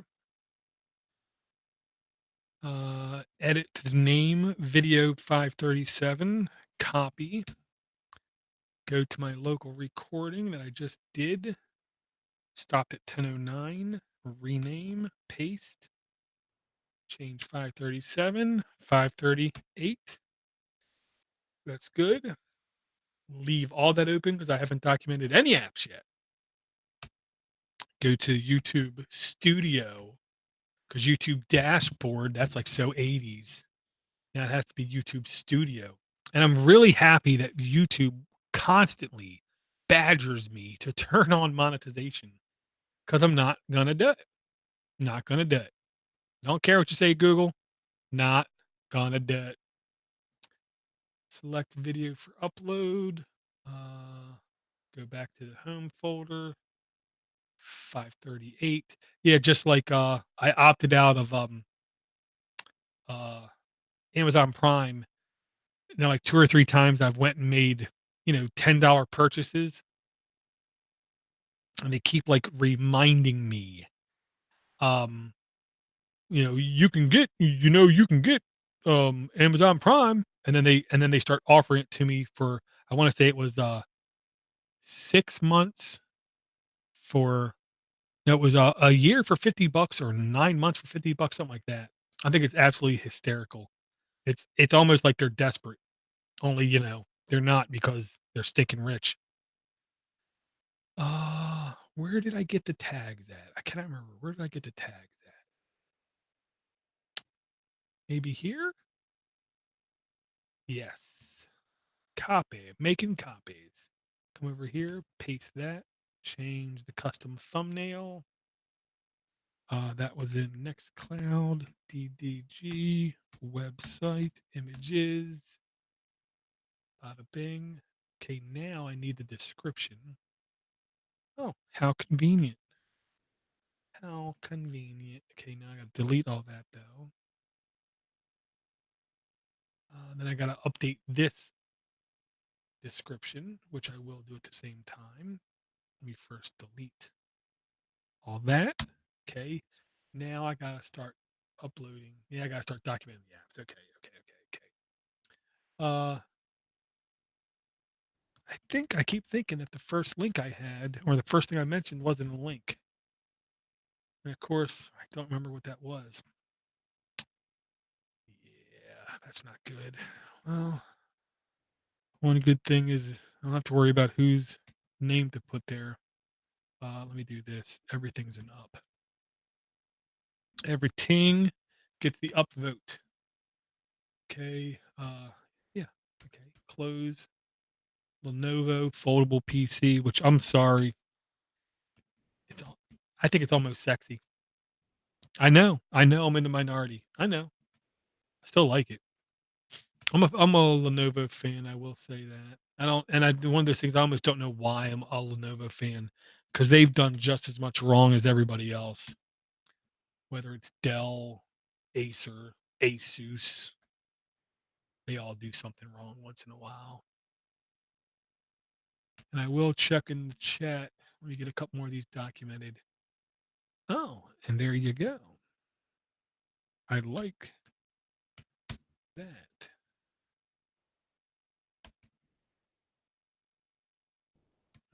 And yes, Charles, I know I should have this automated. I know. Well, the good news is I got a legit computer now that I can work on type of automation stuff and it not be slow. So hopefully this week I'll get a chance to work on that. Uh, Paste Curator. This was the beta unreleased. It's been in beta for nearly a year, which does make me feel a little weird, but I've heard of worse. I've most definitely heard of worse. I still feel really, I'll say proud is the only way I can put it. That every time I hear about people putting out lists of apps you should uninstall right now because they've been found to do this, that, or the other. Um, for years, we haven't seen those apps being listed on our show. The last one that we had that happen to us was ES File Explorer, but it was the kind of thing we literally mentioned it in like 2014 and 2018 or so was when people started to say it was bad, to where a lot changed between those two time frames. So I didn't feel as bad, is what I'll say. But I'll say for the most part, it's just common sense. Something offering you a free VPN service. Huh, yeah, really? Sure, yeah. I'll buy that for $1. Okay, so that's all the apps. Yes. Let me go back to the video section. I am blind as a bat. Delete. I mean, when my eyes start to go bad, I know this is not going to be fun. Yeah, I'm just going to do that. That's enough. That's enough for me. Okay, so open up my handy dandy gedit. Replace all line breaks with line break, lots of dashes, line break. Then replace tabs with line breaks, which I have to do it in that order because if I don't do it in that order, it turns out looking crazy. And I learned that the hard way. Okay. Live. Oh, no, I can do it here. Live. Let me edit this. Come down to here. Yep. Type in the word links. Bang, bang. We're going to highlight it all. Save. Let's come down here. Paste. Big money. Oh, yeah. Okay. 95% already processed. That's really good. I gotta say, I swear YouTube's getting faster and faster. Gotta change this one to unlisted though. That's the thing. The thing that I published to Patreon is actually shorter video than what's available. No one's complained. If they complain, I mean, I'll upload the full thing. That would just mean I have to kill the stream earlier. Okay, so that's done. That's done. That's done. Okay. Oh yeah, yeah. Let me start the Patreon posting. You know, just saying it, you think I'd have it in my head much easier. We lost 38 from my class over 400 5 years ago. What? We've lost 38 from my class over 400 5 years ago. Oh, 43 Union. 43 Union? Well, then you're 60. Yeah, you should lose. Hell, you only lose 38. That's fantastic. My goodness. That's fantastic. America. That's all I got to say. America. That's fantastic.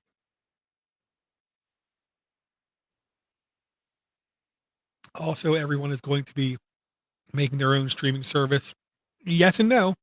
There's also going to be a lot of companies buying other companies out, which just happened with Hulu. And I bet the app interface for half of them will be terrible. I use Solid Explorer. Solid's good. Yeah, I should scale my stuff links.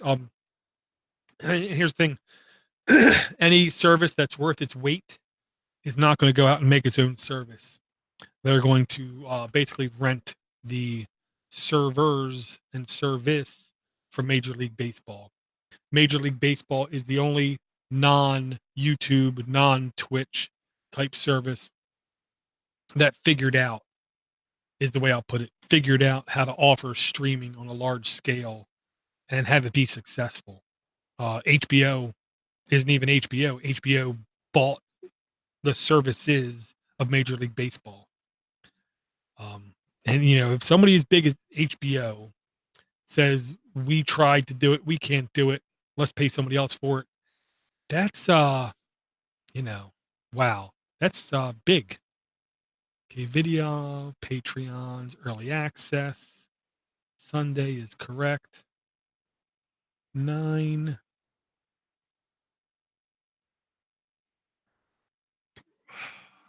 Yes. Still 95% done. Isn't it funny how it just sits at 95%?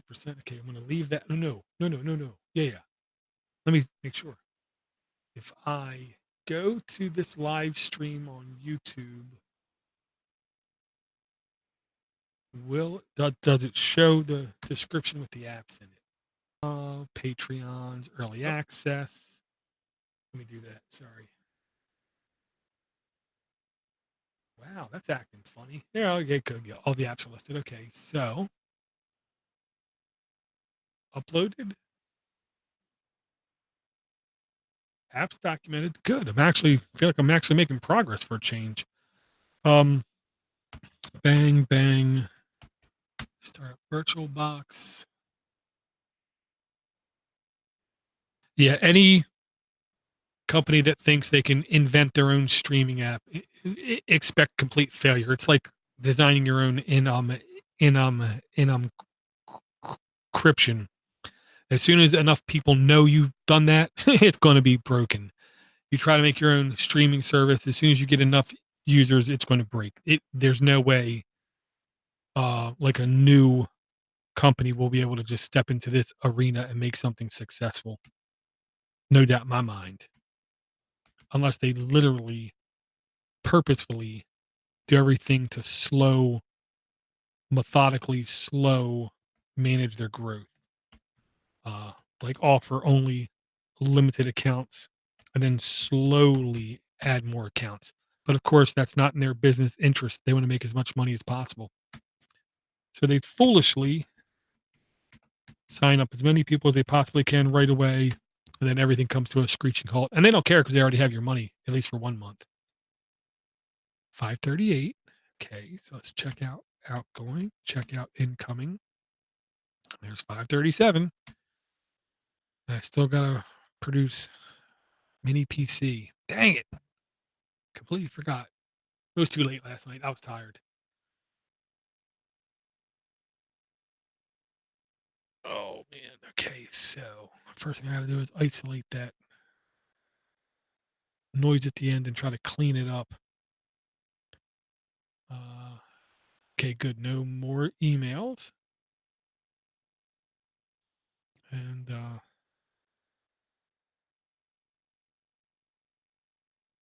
okay. Yeah, the audio actually looks moderately clean. I'm not picky or anything, so this should be the end. That is the end. Here's where I need to basically mute audio or de-amplify is the way that I do it. Don't know if it's the right way. I just know it works. That's all I know.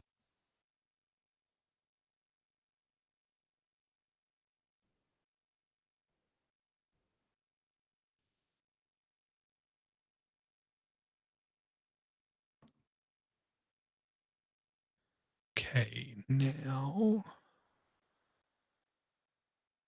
maybe here. Yeah, see, that's perfect sounding static. Noise removal, get noise profile, select all, noise removal. Okay, I gotta stop vaping. It's just costing too much money. And I will say I did look at a great number of health studies. The only one that came back with utterly positive, negative things to say about vaping was Finland or Sweden, the UK Nexus or Lexus. Nexus? I think it's Nexus. Um, said mixed results, but it was either Finland or Sweden said the types of these things that are what they call sub-ohm, which basically means the more of a battery they need and the shorter the battery lasts, essentially. The more microscopic, the more fine the particles were. The more fine the particles were, the more likely you'll develop what they call popcorn lung. Um, so I never get the sub ohm type devices, but I still need to stop. It just costs too much damn money. It isn't. It isn't that it costs too much money. It just costs money. You know what I mean, I gotta just slow down. Okay, so let me isolate this. I started over with the intro. Mark up the valve. That's good. Okay, so let me also noise cancel, not noise cancel, de-amplify that that false intro that I started to do. Oh yeah. Oh yeah, yeah, yeah, yeah. Okay, so now let me do this. Let me look at this. Yeah. So I'm going to actually do this the right way for once and see which is bad. Is really bad. I should never say that as an editor that I'm going to do it this way because anytime you deviate is when typically it doesn't come out right. But I'm going to gamble just a touch. Okay. So we're going to Dyson compression some of the file. I'm going to leave that intro alone. And I'm going to Dyson compression that one separately because I believe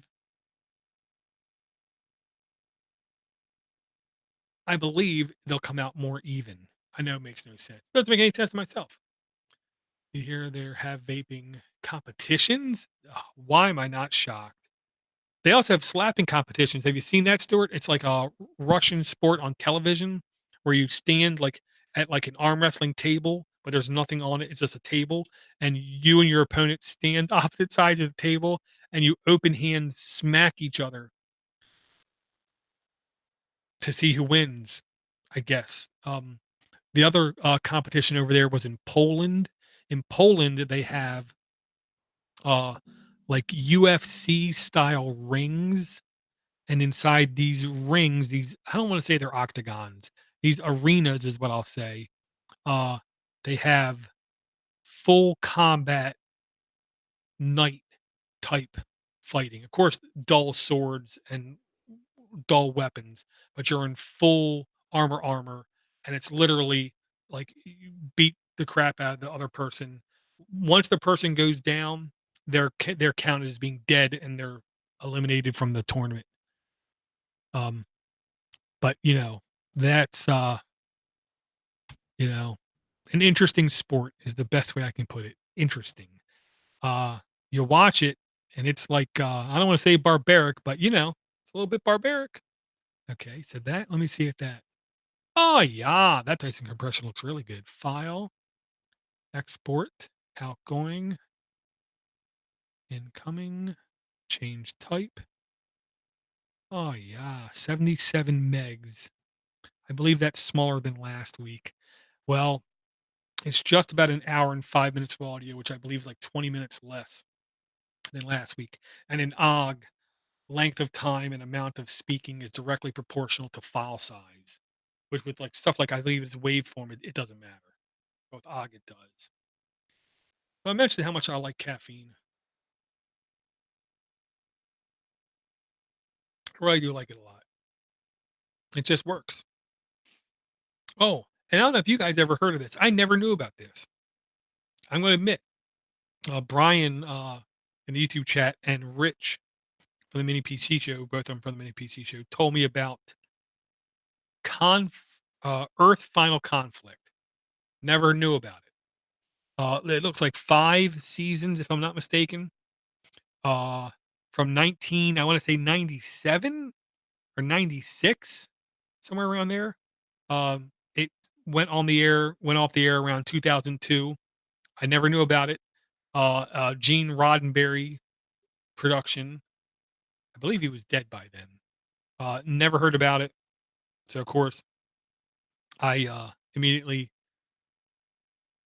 you know started acquiring it and putting it on my Plex server, and I'm going to watch it because it's Gene Roddenberry. Can't be that bad. I hope.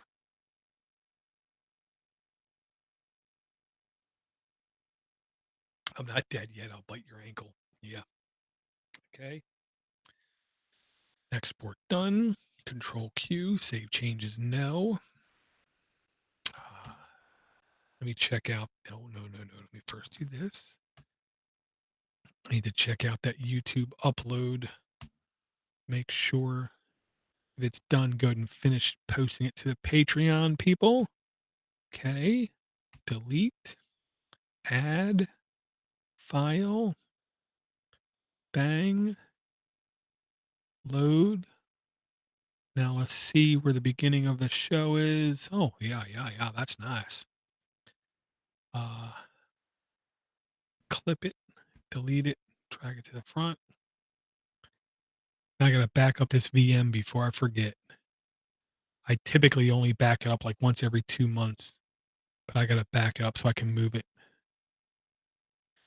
to a new computer. I am cannot believe how close in length this show is to last week's. That blows my mind. I swore it was like 20 minutes longer. That literally blows my mind. It's literally like a minute to 2 minutes difference at most. That's crazy. Okay, so let me clip that, move this down just a touch. The intro looks shorter though, so that's going to change the length of the show.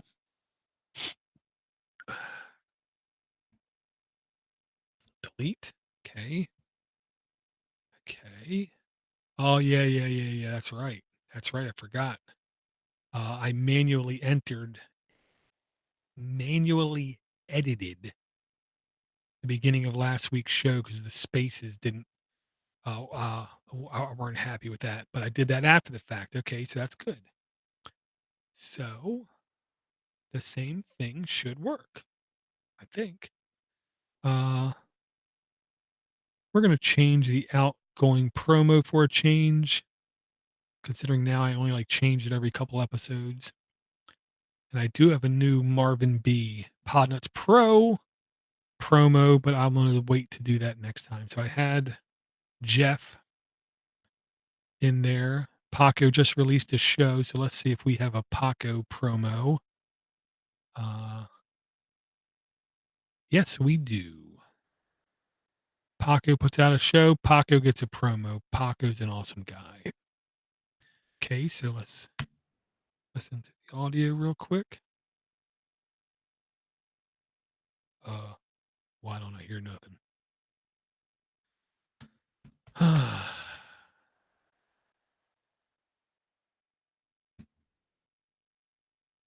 This is the right cable.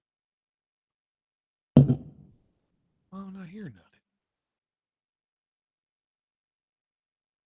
I don't know why I don't hear nothing. Am I crazy? Huh. I might be crazy.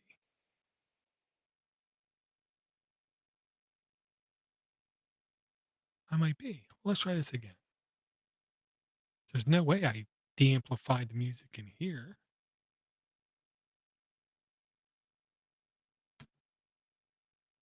Something. So it wouldn't shock me if my audio in YouTube sounds weird as well. I don't know. Let me see recording. See, that looks fine. Okay, I'm gonna save that. Close that. Close that. Shut down that VM and relaunch it. The only thing I think of. I don't know. I remember the name. I can't remember watching it. The name did ring a bell, but here's the problem, Red. I heard Conflict Earth, and I thought Battlefield Earth, the one with John Travolta and um, I can never remember the other guy's name. Mm. But and then they like laughed at me how I was wrong, and then I went and looked at it. I'm like, nope, never seen this before. One or two of the people in it are familiar, but no, there's no way I saw it. And I gotta say, I was just about 20 years old. So if there was ever a time in my life I was not watching television, it was just about 20 years old. Because, I was too busy eating ice cream and quarter pound big bite hot dogs from 7-Eleven and walking to bars. Uh, yeah, yeah, yeah, yeah. Yeah, yeah, yeah, yeah. Okay, so now let's try this again. Let's load this up again, see if I can get some audio. I still don't get audio. Yeah, I'm a little bit freaked out. Let's come here. Uh, don't have it. Oh, so I got to get rid of Podnuts Daily. Podnuts. No, it is Podnuts Daily. I'm gonna leave it in there. I forgot Jeff did the Podnuts Daily. Need to talk to Paco. Okay. Yeah. I tell you what, man. Jeff's audio is so consistent. So consistent. I know I respect more Steve C wanting good audio.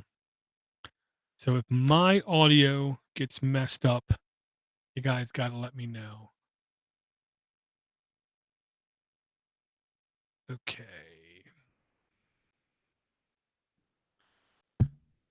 Oh, Chuck, how you doing, man?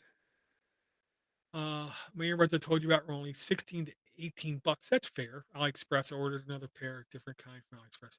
Uh, I get about 3 hours each. That's fair. Of the ones I have and recharge in my pocket on in the dock. Right. Yeah. Mine start to sometimes warn me that they're low at 3 hours, but they'll literally last for 4 hours. I don't know if yours look anything like this, but I've seen this exact same form factor on at least half a dozen uh different you know, headphones. And I don't know why there's so many that look exactly the same, but I've seen a lot of them that look exactly like that. Well, that is processing. Really good to see you, Chuck. You look so thin. Yeah, well, that's because I'm always hungry, Chuck. I'm always hungry. Yeah, I will say I'm doing better with lowering calorie numbers. But I still want to get up there, Chuck. I did tell the wife last week driving home carpooling. I told her, I said, look, I've been really good this year. Um, Last month, I did not go to Washington State. Um, this year, I did not go to Cambridge, Massachusetts. This year, I'm not going to Columbus, Ohio. I said I'm only going to Grand Rapids, Michigan, late September. I said, so I'm telling you now, next April, I'm going to Washington because I need to get to Washington to see you, Aaron. I'm going to say it. See Aaron, Cody, and Martin. Yeah,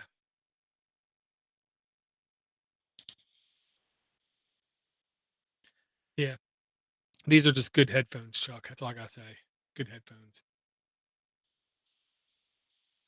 And yeah, that's the thing. I'll say, Red, audio quality.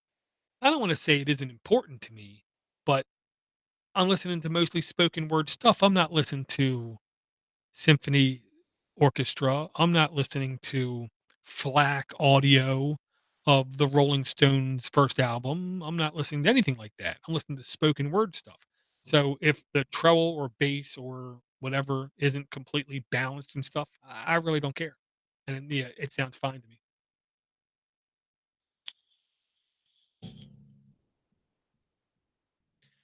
Yeah, Chuck. And I will say I took this off my last phone uh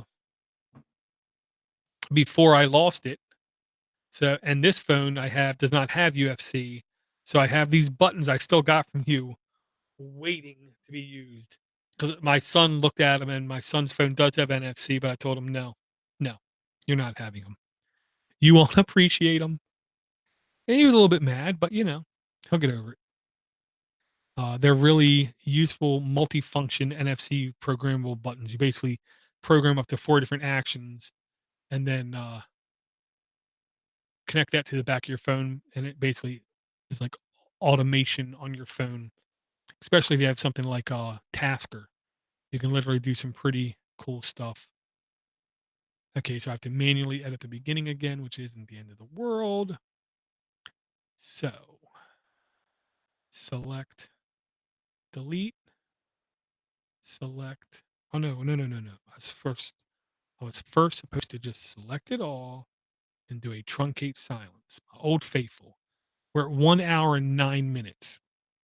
I think I did a good job of not shutting up the entire time. So I'm gonna say 57 minutes. 57 minutes. Just about 12 minutes of silence in the whole show. That's what I'm gonna say. Yeah, and I'm a sucker for the single ear just because I don't have to worry, I don't have to stress about not hearing something, whether it be a car getting ready to hit me, hypothetically, or just a coworker or my wife or my kid calling my name. Okay. Oh, that actually tightened up the beginning pretty good. I'm impressed. Sometimes these things just work out. I'm still going to tighten it up more just because. Okay. So now control all, select out. 1 hour, 2 minutes. Wow. Less silence than I thought.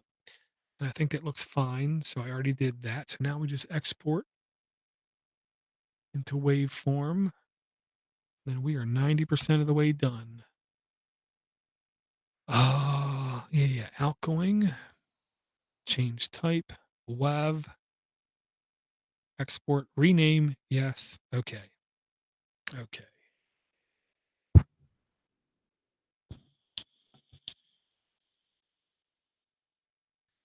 But not at 1.3x.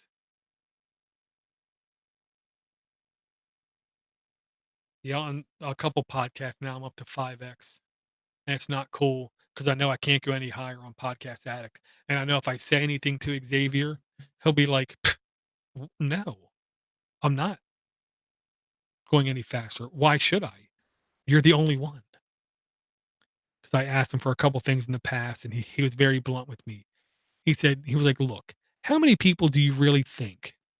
Uh, all I could do was shrug and be like, well, I can give you more money. And he was like, no, if I wanted more money, I would just charge more money. He said, look, if more people demand it, then I'll do it. So he said, try to drum up the demand for it. And then if other people tell me about it, I'll do it. So at least he's honest. Oregon is surprisingly not rainy. That is very surprisingly, Chuck. In fact, I'm not sure I believe it. Um, Martin Obando said he was he wasn't like crazy about changing his windshield wipers. And he asked me, how often do you change your windshield wipers, Door? I said, I don't know. Every 7 years? He said, what? I said, yeah, maybe every 5 or 7 years in my car. He said, I go through 3 pairs a year, 4 pairs a year. I'm like, dude, I don't know if I could live there.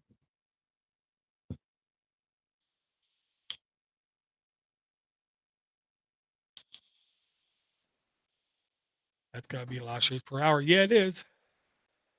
Yeah, it is. I mean, that's why, I can listen to 24 hours plus of audio a day. It isn't like I listen to even 10 hours a day because, I do work. I'm not going to claim I do, fantastic nonstop work, but I do work.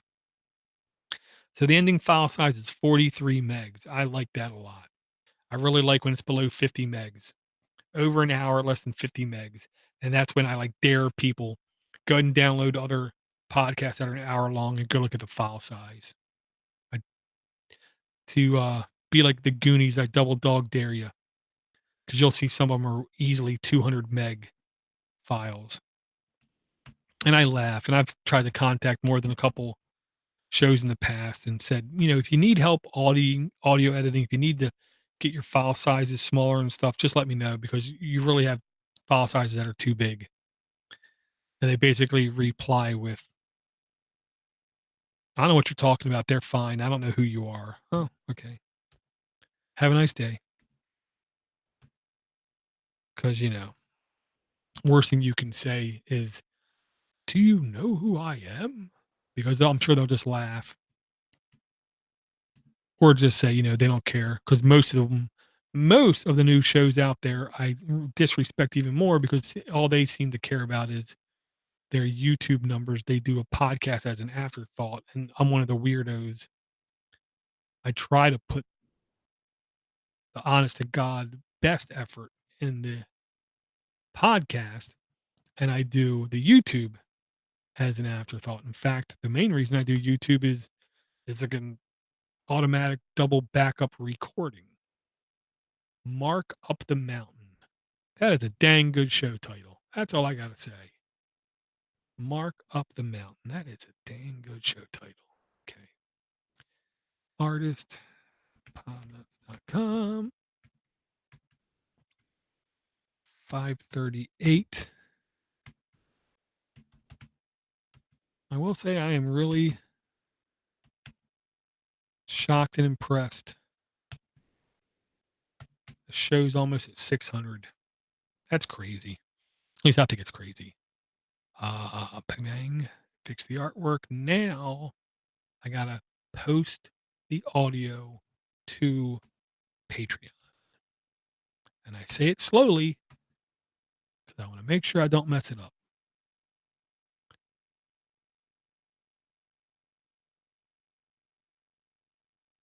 Oh yeah, yeah, yeah, yeah. And I will say I'm now legit serious, very serious. Still haven't done it, but I'm very seriously close to completely dropping LastPass as my password manager. In the last month, I've seen at least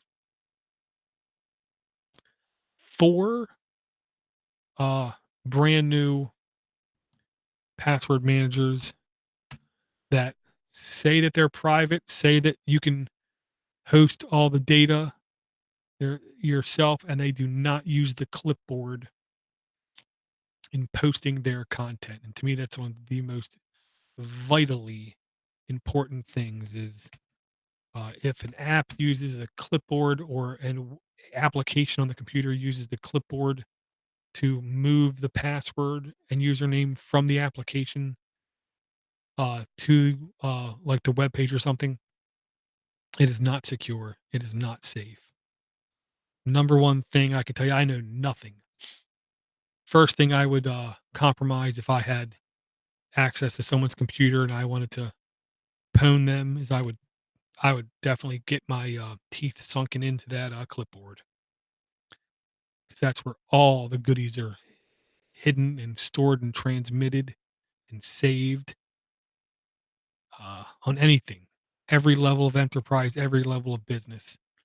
That's where it all happens. So I will not use a password manager that utilizes that. Okay, so now that's copied. Uh, Patreons only, early access, 519, not 11 o'clock. And in fact, it's almost the exact same time it was last week, if I remember. Publish now. So yeah, just about an hour after the show finished, the video is published to Patreon, the audio is published to Patreon, and I'm getting ready to publish at least post it to podnutz.com, but schedule it for Sunday night. And I'm really happy for at least right now, I have the UTC figured out correctly to where it actually comes out at 9 o'clock at night and not 10 o'clock at night. Because, that's kind of annoying. Clone 537. Yep, 538. And then change that setting back. Now, edit, edit,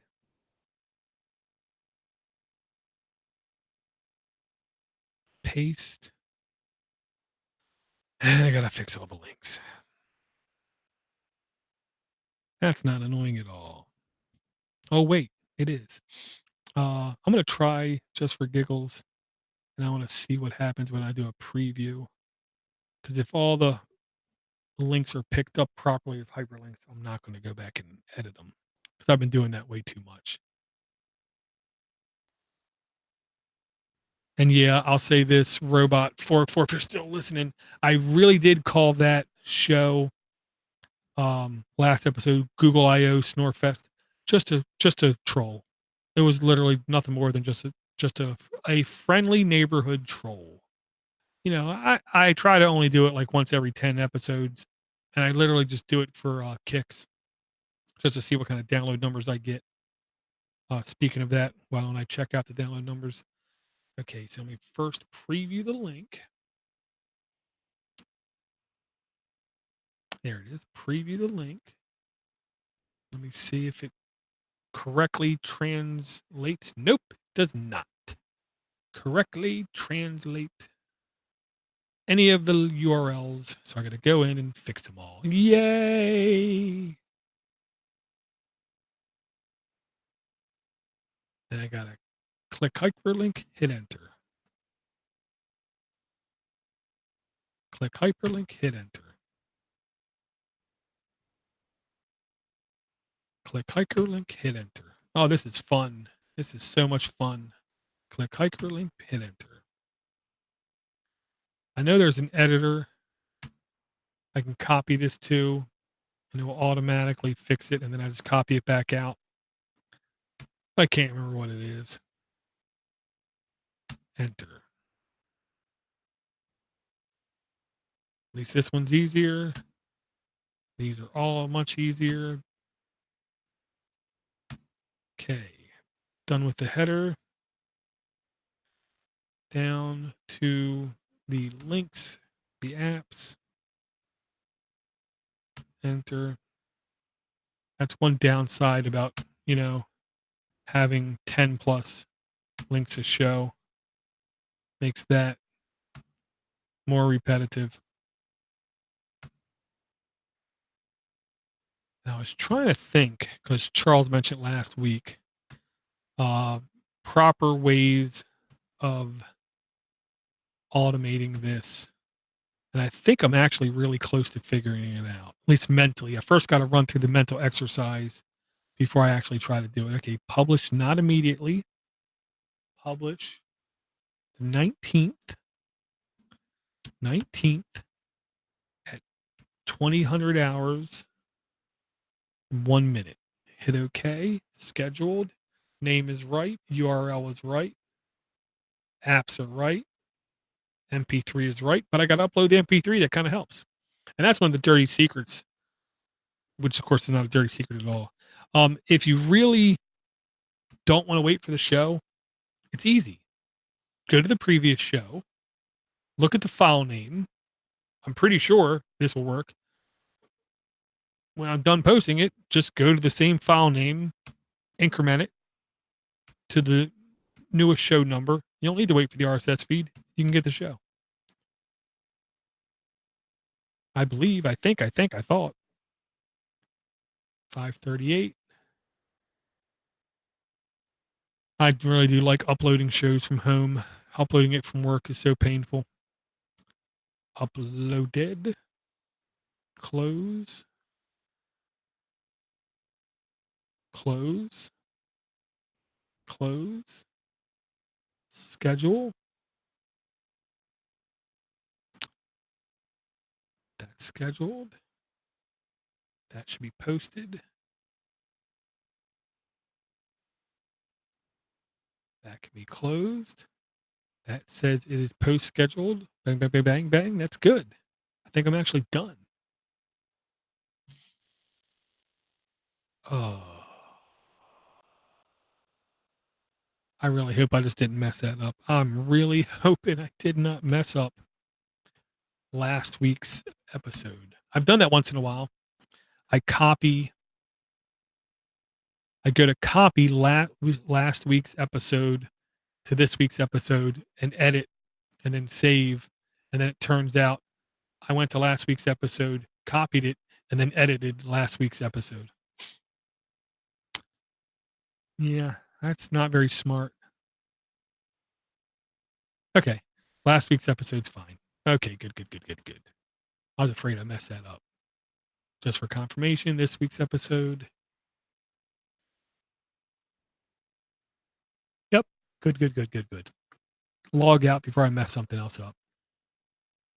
It's not good messing stuff up. Do. I triple dog dare you. In how many years? I don't know. Gotta run. Dinner's ready. Eat something, man. Wish I was done. Still have two more portable basketball hoop stalker goals pick up.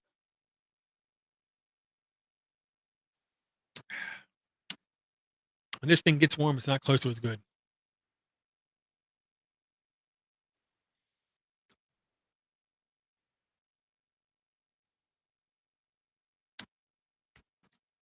dun, dun. Okay, I need to do one thing here.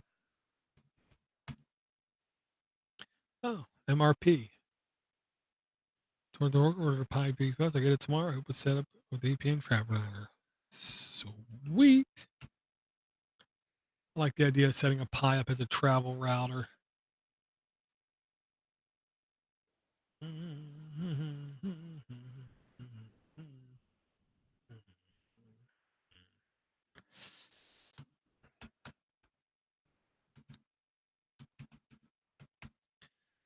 Oh, okay. I think I actually have everything called up for a change. I gotta stop and think. Brain's hurting just a touch.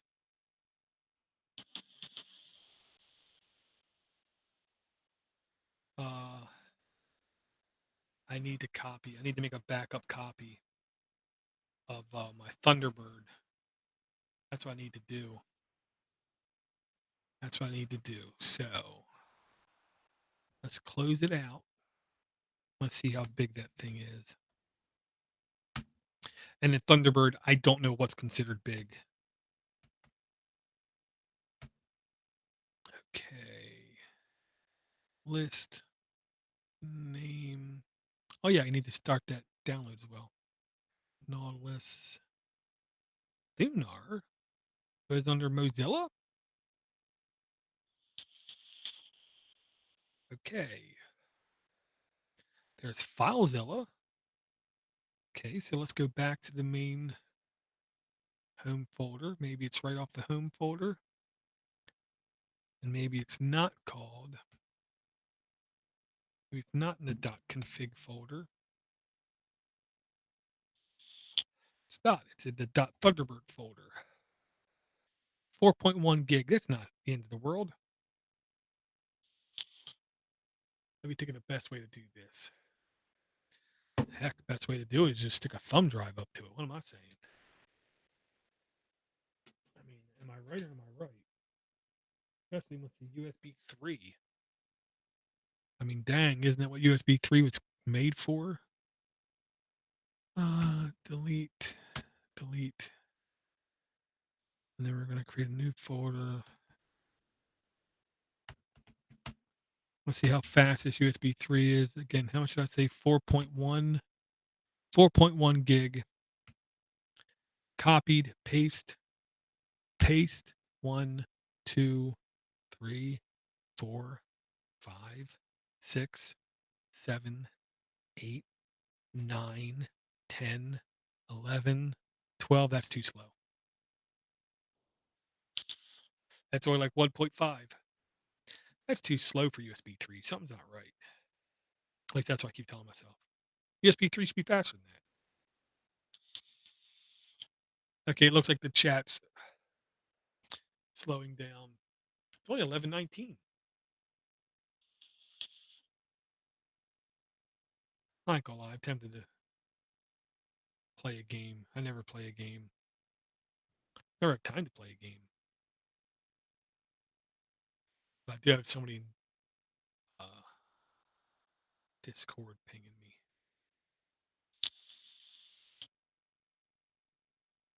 And I did install Clear Linux today. Really quick, really snappy, really fast, really smooth. I like the choices. I like the options of desktops and stuff. I do not like the extreme lack of software. Uh, I could install FileZilla. No, no, correction. I could install Thunderbird. Couldn't install FileZilla. Could not comprehend that whatsoever. Could install Firefox.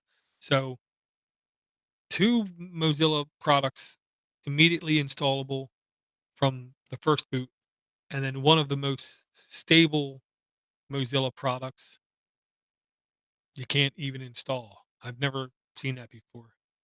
But there's plenty of other stuff I couldn't install, and it's because that's not their focus right now. They did say this year on Clear Linux, their goal is to get as many applications on as possible. Right now, it's around 3,000 installable um, applications, their goal is get up to, I think it was 30,000. And I hit eject and it still says writing data to SanDisk. Don't unplug until finished. There's no way that's USB 3, or I'm missing something, or something's misconfigured. That's insane.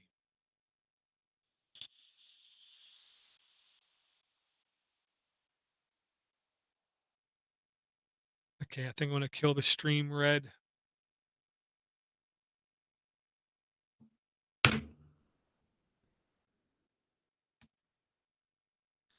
Definitely thank you guys for coming out. Thank you guys for hanging out.